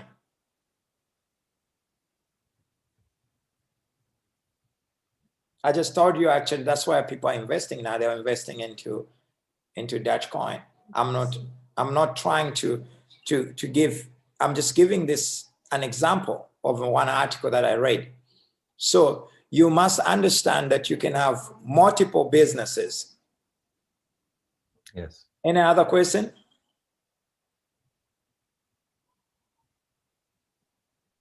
Thank you, John, for asking that. Because most people make mistakes. Pardon? No, I was going to say, you know, if I'm transparent right now, I was taught you can only do one thing, you know, from prior mentors like years ago. And I was always frustrated, and I thought there was something wrong with me. And this person always said, you don't have any focus. You're all over the place. And it was like, and I'm like, I've always had these passions and had these multiple ideas. And you know, and I just want to credit you, Dr. Gershom, because you've helped me navigate through that quickly. And already, as you know, we have some really exciting things happening. And you know, I think so many people need to hear this, that what you just shared about the multiple streams and how to manage those multiple streams and take the limits off. So, you know, thank you for setting me free in my mind. You know, you create a system that learns things. You schedule things. We all have 24 hours. You just have to schedule things. You can say, okay, I'm going on the, you're still, that's still mental focused. You still say, okay, I'll spend 10 minutes every day working on this project because it's not giving you money. So you don't want to spend more time on the project that is not giving you money, then you're not going to pay your bills. So because you know you're thinking the future, you're thinking maybe in 30 days from now or in 6 months from now, it's going to give me money. You give it 10 minutes attention. And when you develop it, when it starts giving you money, you give it 1 hour. When it gives you so much money, give it 5 hours. But you pay attention to the ones that is giving you money. They're giving you fuel right now to navigate. And also, the importance of doing multiple things is because you don't know yet yourself and you don't know what is really working. That's why you're still stuck and you're still struggling, because you haven't figured out yet what is working for you. So if you only do one thing, you can actually burn yourself out, get frustrated, learn to explore yourself, to discover yourself, learn to do multiple things. Then eventually, out of the 10 things, there will be one main stream of income that becomes your focus. It's excellent. Excellent. Dr. Gershom, we have another question from Twitter. Yes, go ahead. Let me unmute you. Hi.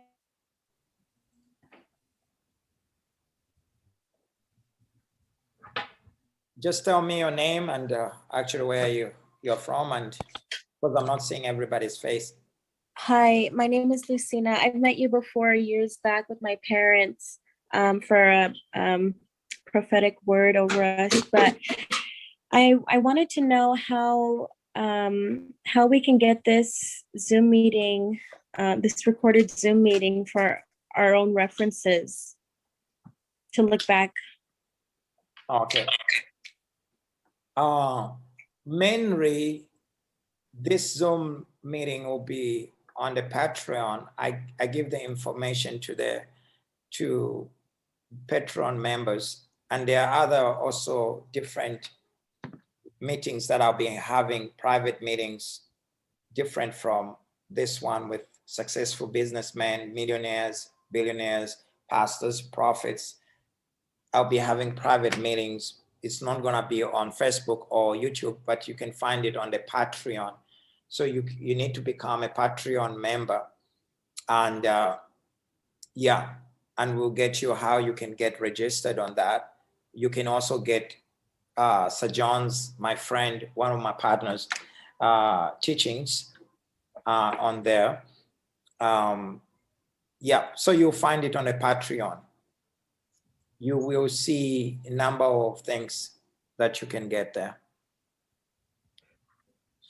Yeah, so it's called Patreon. You can write down this one. It's patreon.com/HisPresenceFire.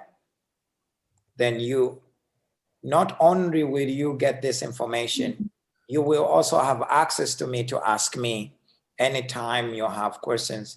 And also we do connect you with, for example, if you're looking to write for the book, we have people that can actually write a book for you. If you're looking for investments, there are people that we can connect you that can actually see if they can get you investments or what. That is for business people. So we have networking with like-minded people.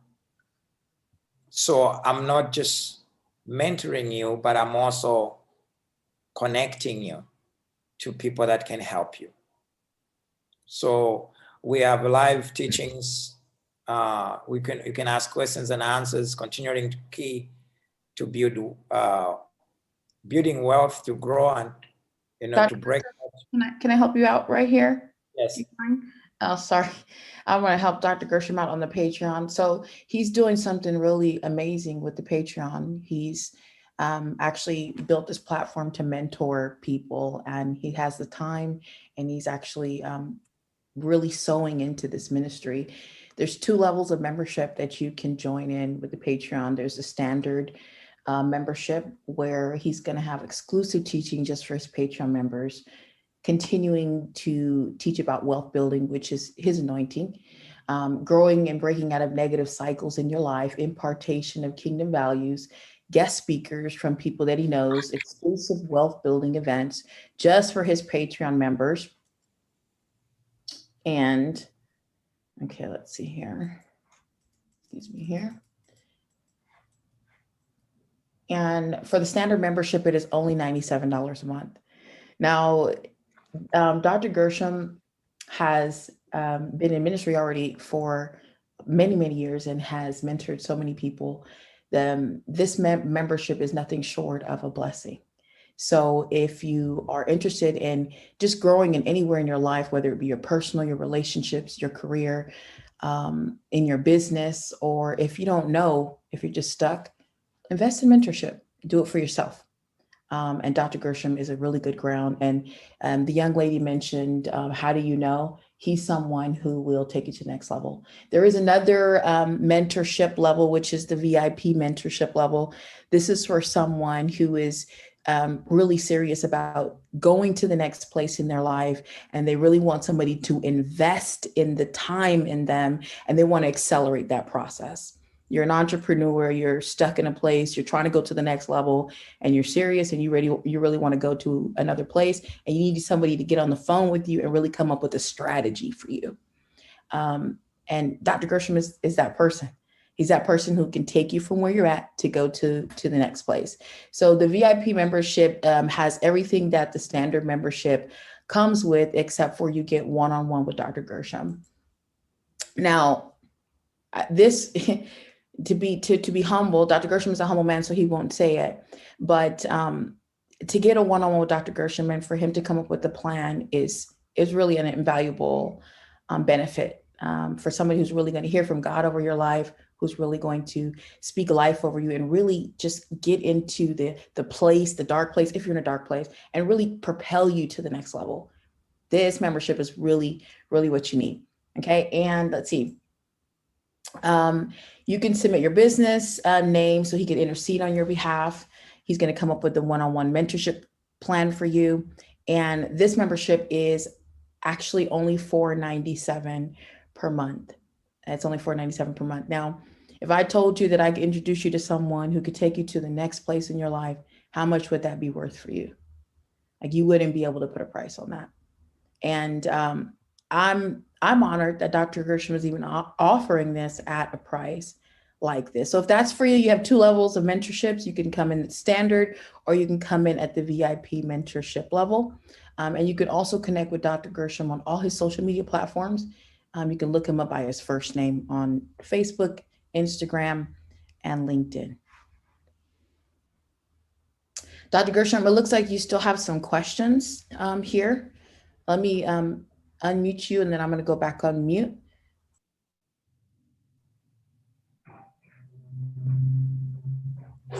Michelle, you want to ask your question? Yes, go ahead, Michelle. Okay. Yes.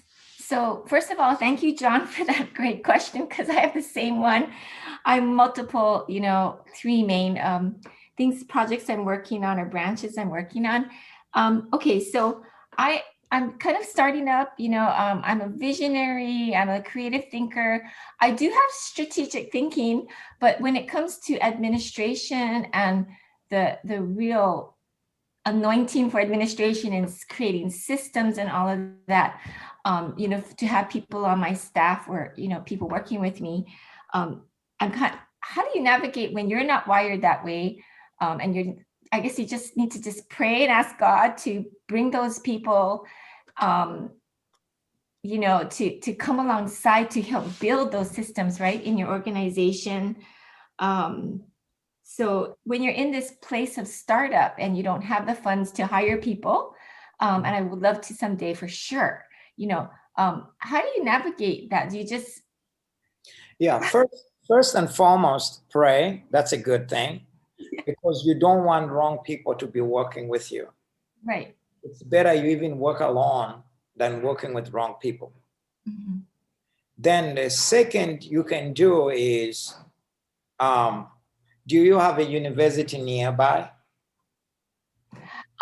Yes, a University of Hawaii. Mm-hmm. Yes. What you need to do is you can go there and ask for volunteers for internship. They'll be more than happy. There are a lot of students that are looking for somewhere to serve. They're looking for someone to help. You can ask this. I'm telling you, you're going to have like 20 of them volunteering. Mm-hmm. I did try that myself one time at the University of UCLA here, Los Angeles. I asked for volunteers. I literally had a number of all lining up. They want to work with me, but because it's a lot of work to work with multiple students, because you need to train them. You need to train them what you stand for. You need to take that time and invest in them. A lot of cup of coffee to say, okay, you'll be working with me. This is what you need to do. Otherwise, they will do the work, but they might put in something cool that you may not like it. Mm-hmm. You know, like somebody, he was helping me with a website. It's a very brilliant, a brilliant student, right? Mm-hmm. He put a naked picture on some of this. He says, this is cool. He says, this is gonna attract the people, like, wow, it's so cool, because it's in the different mind. But the guy can design, but the only picture I could think, we were talking about what picture can attract people to want to sign up. He says, oh, this one. Then they figure out, he says, then they'll figure, oh, you're a man of God, then they'll get changed. That was his mind. And I said, no, we don't do things like that. But I gave him work to do something, and they did it. So this is one takeaway from this that you can get. Find a university or a college. You don't have to be familiarized on that. You simply, you can even make an appointment with the principal there. I said, I'm a nonprofit or I'm a startup business. I want some volunteers. If you're a startup business, you don't even have to be a nonprofit. They will be there to say, oh, so cool, because it's good for their resume. Mm-hmm. Yeah. For example, when I started Zambikes, I did not have money. So I asked for volunteers from Pisco. You know an organization called Pisco? Yes. So from Pisco people, I gave them housings for free, but they did all the work for me. They even helped me build one house, because some of them were builders.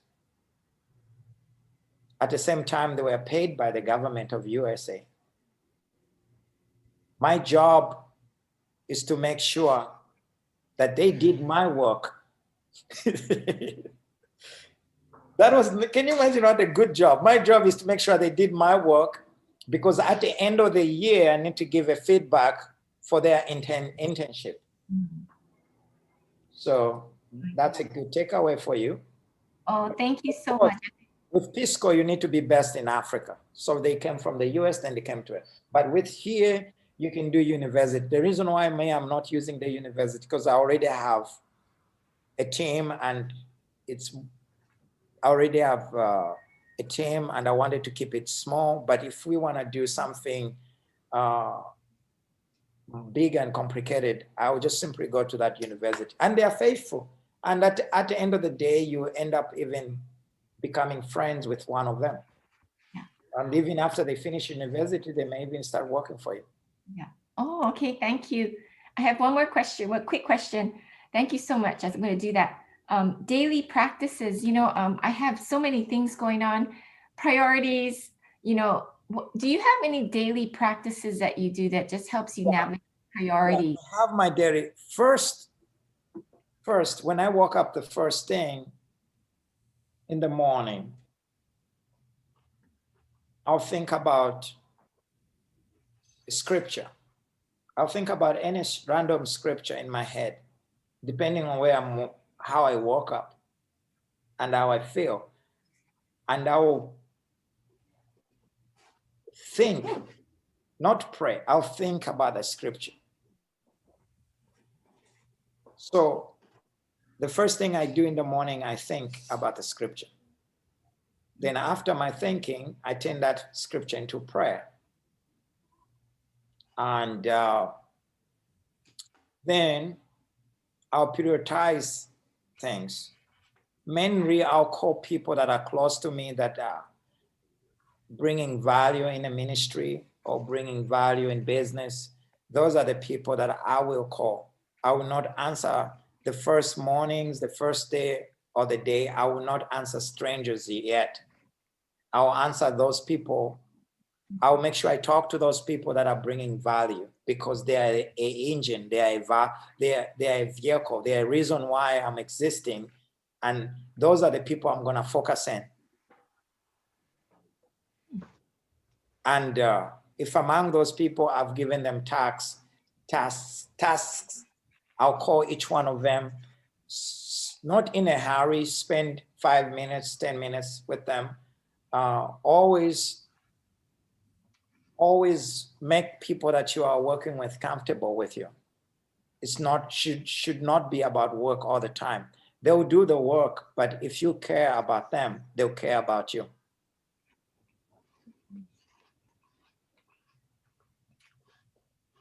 Thank you. That's my daily practice every day.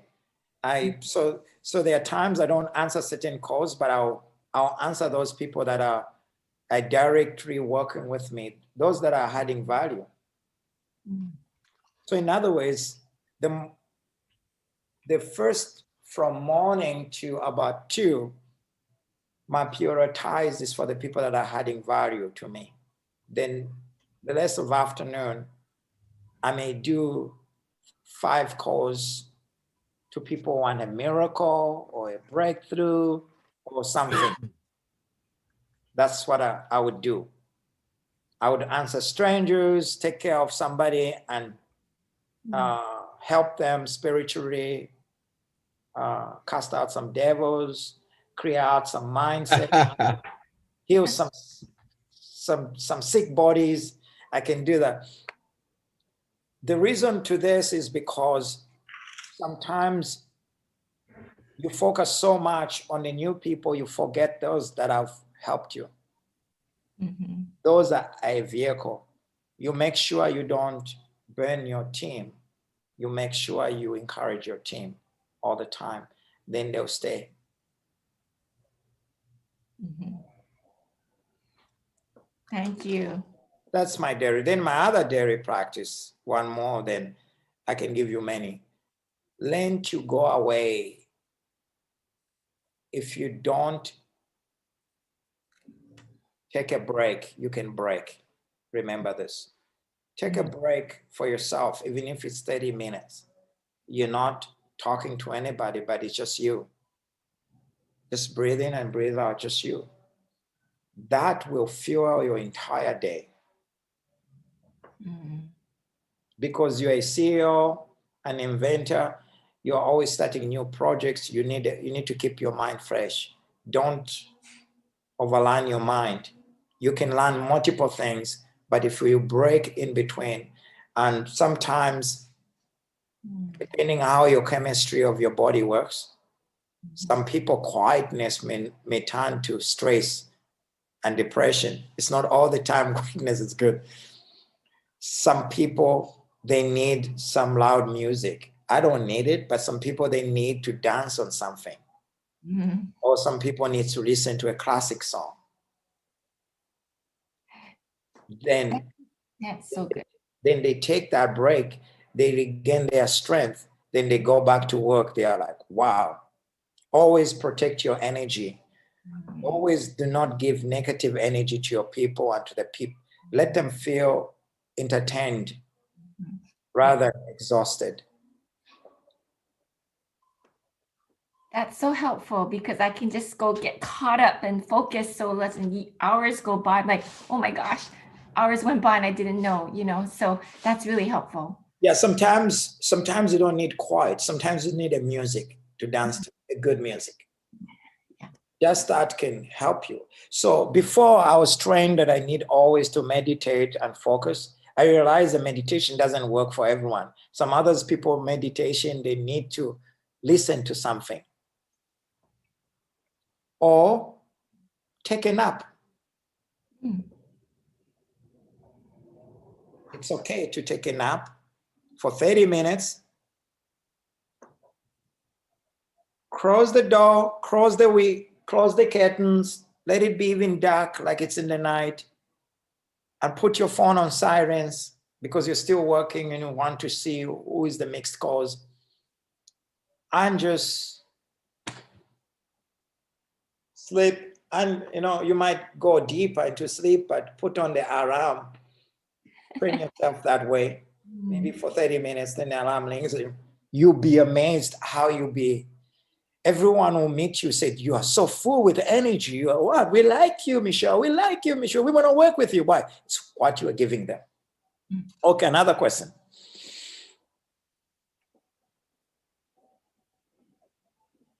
That's me. I give a lot. That's my heart. Thank you so much. I love it. Yeah. Anybody has got a question?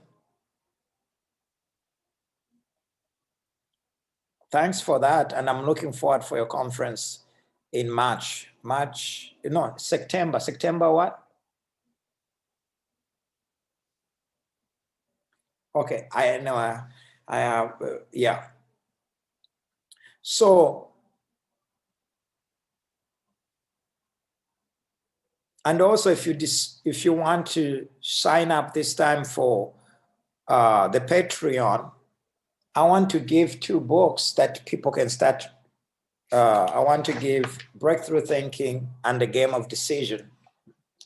I don't know if John has already signed up. I don't know if John, you have these 2 books, John. If you don't have it, then I need to give you Breakthrough Thinking and The Game of Decision, because this can help you. And I'll make sure I'll sign these copies when you sign up, and we'll ship it for you for free.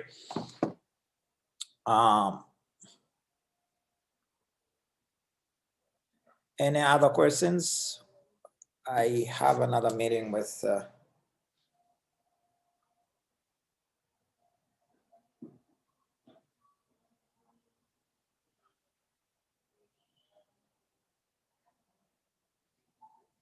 okay. Yeah, you can connect on Instagram. It says Gershom Sikaala stroke underscore Gershom Sikaala underscore, then LinkedIn. You can easily find on all these things. Okay, so let me see who has a question. Thank you for that explanation. Angela has a question. Yes, go ahead, Angela. I'm trying to meet you.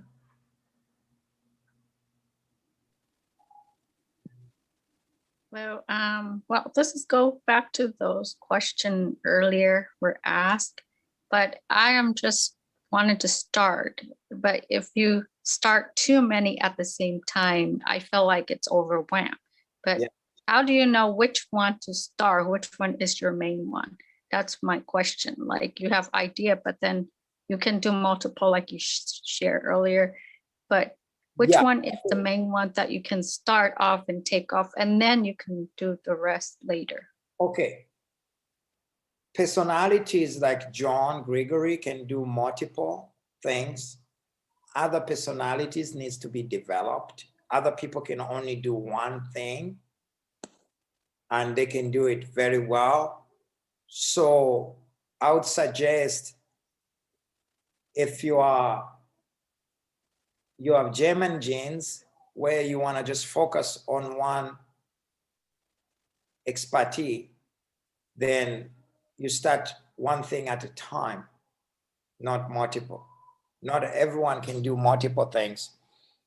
Other people get frustrated for multiple. I can do multiple tasks, and many others that I know they can do. Catherine can do multiple tasks. Carla can do that, and John can. But for you, for the startup first, what do you like doing, Angela? Well, Apart from praying and all that. yeah, it's just the teaching and coaching the worship in music and dance. Yeah, Wow. that's number one. And then the third is doing women's type of mentorship. Okay, so the first thing that you need to do is you are music, or you like doing music, right? Yeah. So you need to start a Facebook page. It starts with Facebook page. And the first thing you can do that you can really do very well to train up older people, it will be difficult. Start training kids for lessons. You will have more sign up for the kids because they want to learn. The parents will invest the money and they'll do that, and it will be consistent income. So you can like piano lessons, and make sure you also sign up for YEP. You know YEP? Yeah. Yeah, sign up for YEP. And every time though you train those kids, let their parents go and help and do something, say something good about you. That's how you start. You need to be at a place where you can be found. And you can grow from there, because I know you do piano music. Then you can start a second class, a second sessions. This is like one on the same for you. You can start a dance class for people who want to learn to dance. And the other thing you can do that really actually can give you a lot of money, you can go to old people's what do you call those, where they stay, what do you call those old people's, there's a compound just for the old people. Care home. Yeah. You go there and talk to the person in charge. He said, I want to offer free lessons for the free dance for the old people. You know why? They will introduce you to their children. Then their children, they need to pay for their kids. So you come up with a dance because it's within assisting or living facility. I know it looks crazy because it's an old place, but they have grandchildren. Remember that? Yeah. They have children. So when you do, like, you are not a non-pianist or a dancer, you need to do something that can get your name there. They'll say Angela also is on assisting facilities. She does perform there. You go just once a month and do something for free there at You know why I'm choosing these places? Because they are very easy to get. They are looking for such things like that. The other thing is would be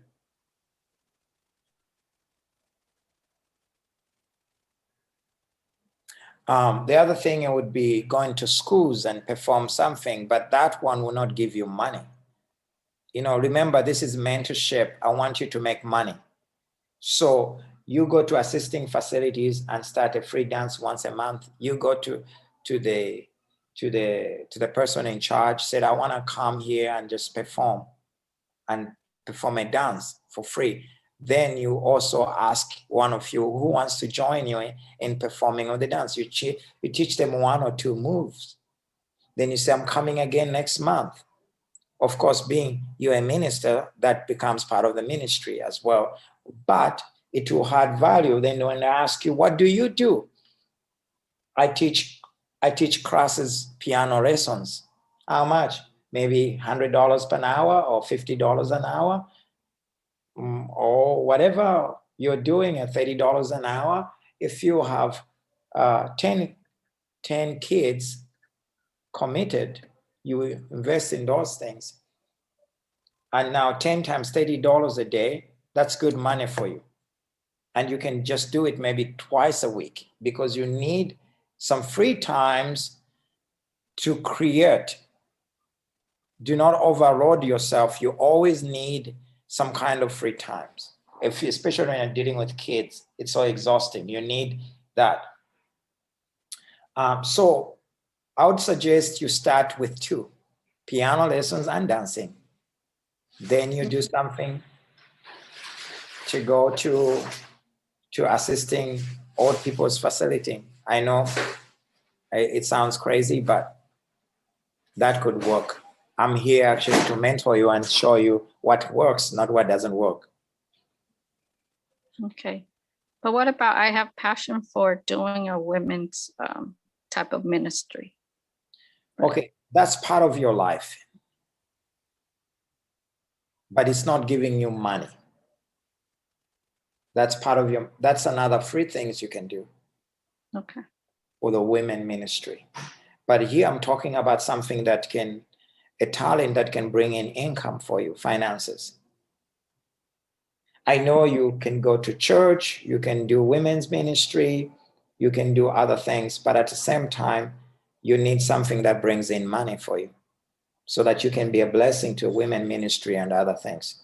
In fact, this is the secret of ministry. When you're doing well financially, or you're doing well with your children training piano lessons, that's your cow.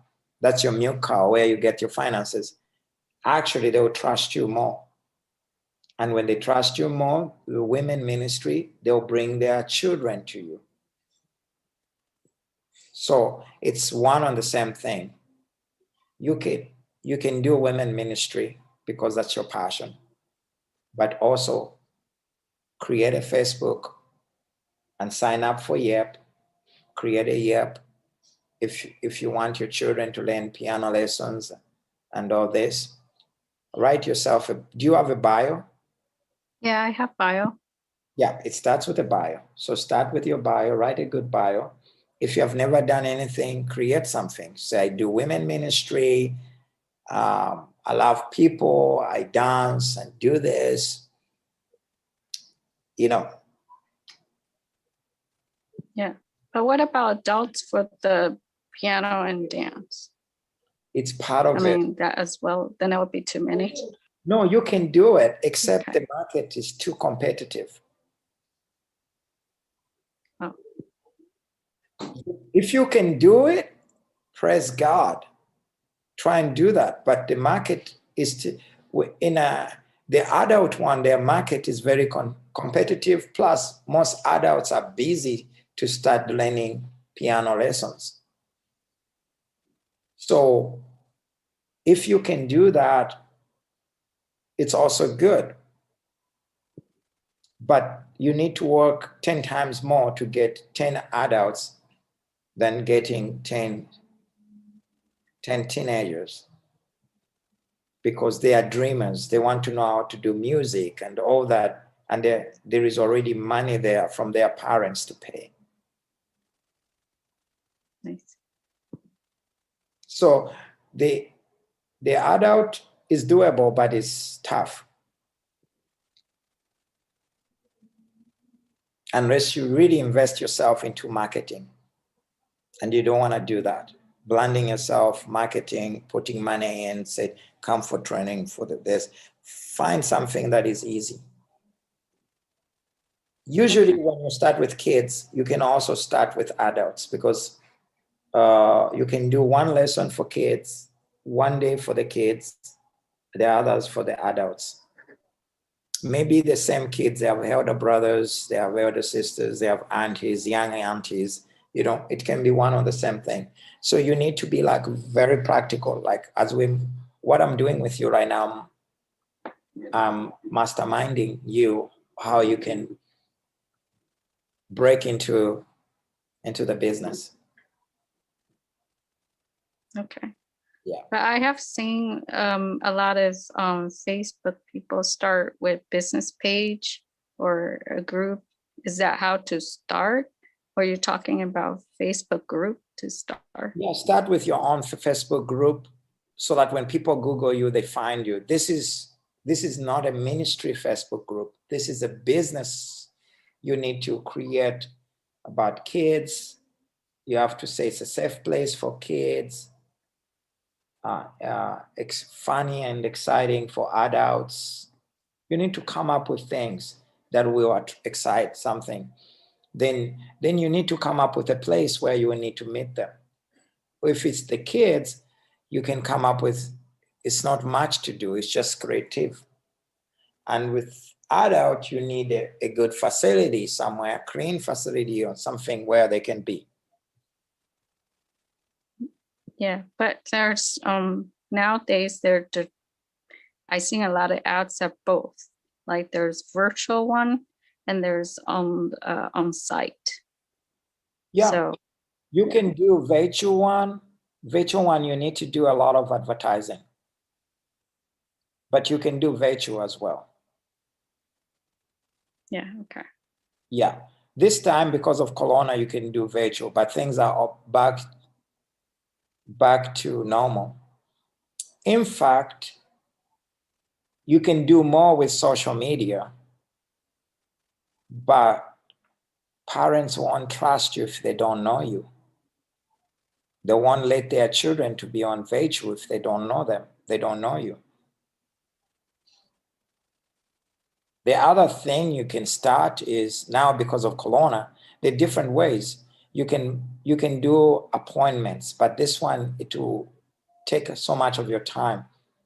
You can go right to their home and train up the child for 1 hour, then go to another home and train up the child for 1 hour, or an adult. I'm not just talking about a child, also for an adult for 1 hour. You do that, maybe you have 10 homes, then you need to drive to 10 places a week. But if they trust you, then you can bring them to Zoom, you can do that. So there are different ways you can do. But right now, a lot of kids are bored because not all the parents are sending their children to school. So there is a market for you because the parents, they are looking for an opportunity to entrust it, to let their child be with somebody for 2 hours so they can have free time. And you can use that. So does it make sense? Yeah, it makes sense. Yeah. I have a question about, I seen a lot of Facebook ads, they're doing challenge for women, but then they end up doing a lot of paid, like membership or like what you're doing. So for either ministry or for the business. So I don't know, I should do something like that. Just Most of the time, all these challenges thing, most of the people are not even doing what we are doing. They don't follow up. There is not enough materials.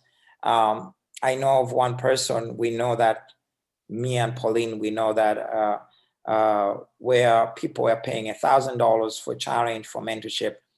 Their mentor has never even talked to any of them, has never even picked up the phone and called any of them.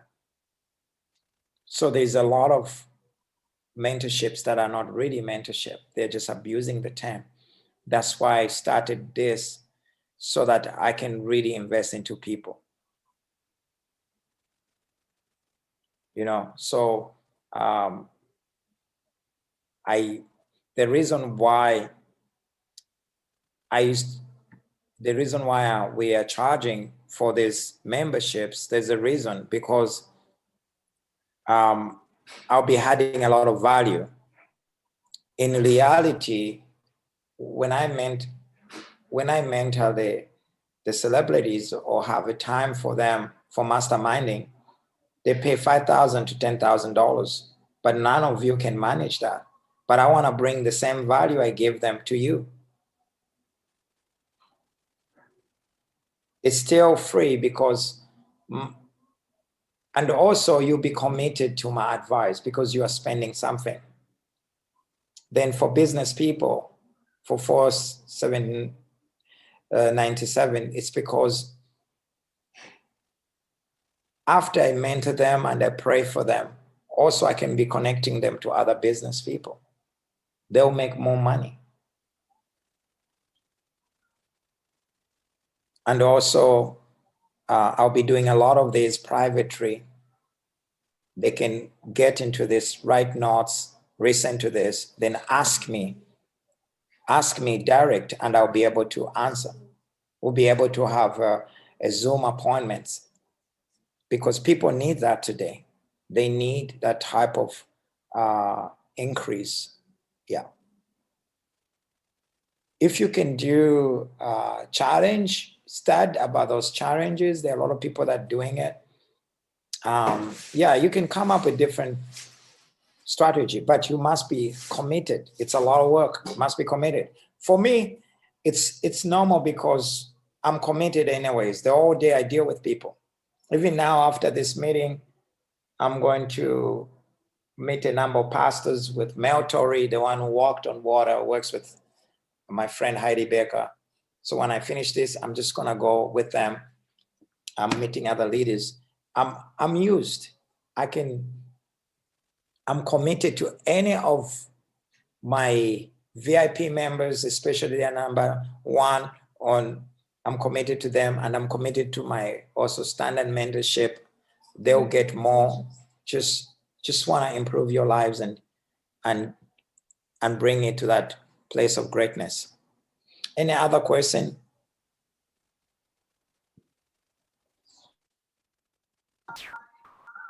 Okay. Dr. Gershom, I do. You know, Angela, what I need to do? I need you need to make an appointment. I need to do one-on-one free mentorship with you, just for 30 minutes, so that I can answer these questions and help you out where you can start. That's awesome. But if you sign up, it will be better for you. You must sign up at least the 97 one, so you can start getting the benefits. Yeah. Okay, go ahead. Who is asking the question? Lisa has a question. Hi, Lisa Brown. Hello, Dr. Gershom. So I'm signing up for the program, by the way. Oh, congratulations on that. Yeah, crazy not to. So when you have an idea, what is your advice? Because I do for business. It's been boiling in me for a minute. How do you protect that? Because it's something nobody else is doing. And how do you, what's the avenue to protect that idea? And then, you know, because once it grows, but yeah, that's my question, just real quick. First, you need a patent lawyer, and there is also free patent. There is also cheap patent lawyers online. Okay. And also, I have some lawyers that I can introduce you here in LA that I trust. I I can tell them to charge you real cheap because I have a relationship with them. Or you can simply go online and check for patent lawyers to patent. The first thing before you even mention a word to anybody, you must patent it. Unless you wanna talk to me about it, because when I'm mentoring you, I'm also subject to quietness. I cannot mention it. I'm sure some of you read on me in the internet that I knew something about one actor. I never said anything for 4 years. That's me. I keep what we're doing right here, what I'm doing with you, it's just you and me and your husband. That's it. Some people don't want to even share with their spouse. That's fine. It's just me giving you all the idea. You can tell me everything you're doing. Then I'll give you all the free information that you need. I'm not going to share it to Kara or to another person. No, it's you, because I want your ideas protected. So first thing you need to do is get a patent lawyer, patent your thing, because that can land you into big money if somebody uses your patent. If a big company uses your patent, your lawyer will be able to sue them and you can have a lot of money.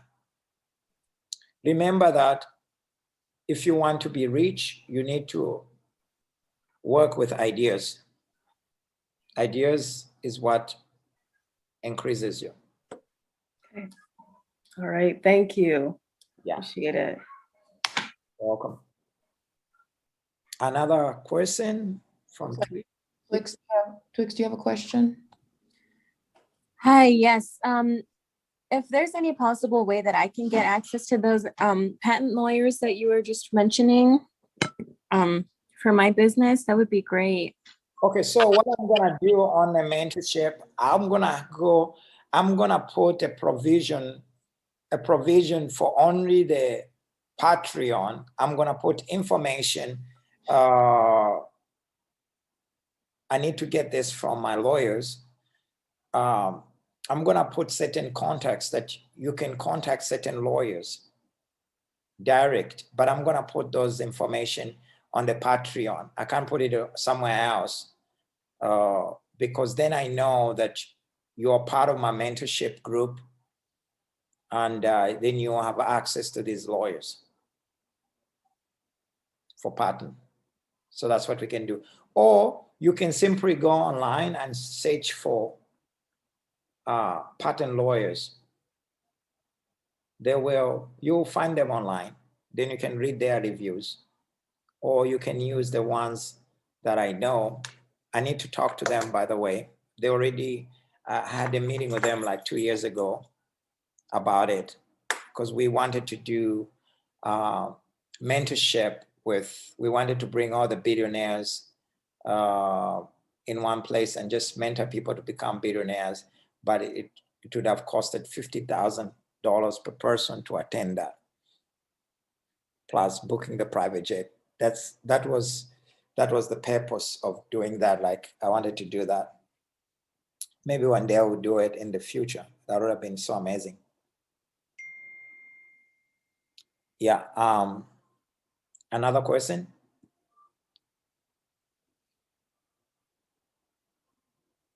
Twixie? Is it Twix? Hello? I think that's the one you just spoke to. Mm-hmm. Yeah, she can also let us send an email as well. You can send an email on the same thing. We can help you send you the free information from online if you want to, but most of those lawyers, I don't know them. The ones that I know them, I'll put it on a Patreon. Okay, we have another question from Dr. K. Morris. Let me unmute you. Hi, my friend, Dr. K. Hi, Dr. Gershom. Thank you so much for this insightful session. I wanted to ask a question. You were talking about patenting Is that separate or different from registration of an NGO or a business Yeah, brand? it's totally different because an NGO, you're just registered with the government for your entity. Mhm. But for like a business model, like if you're doing a personal business Yeah, and you get it registered as a sole proprietor, is that different? you're just secured with the government, but Mhm. doesn't mean people can't use your ideas unless you partner them. You must patent them. Okay. You must patent your idea because there may be same companies with same names, different, but they deliver different things. For example, King Burger and McDonald, they have their own patent. They cannot Right. use sources. Okay, I see. Yeah, I understand. but if a King Beggars they discover that that they're using McDonald's sauces, they can sue them. Right. But they are all burgers, Right. hamburgers. Yeah. Okay. Thanks. That's understood. Then the other, just for the giveaway, there are other few things you can do apart from patenting, putting a patent. You must buy a domain name. Okay. Yep. I am aware of that. Yep. And yeah, just a domain name that can help the website. It can help a little bit, but still, people can still use your ideas and call it something else in the different name. But if you patent it, they will never do that. I see. Okay. Yeah. Thank you. You're welcome. Thank you, Dr. K. Thank you, Dr. Gershom. Yeah. A last questions, then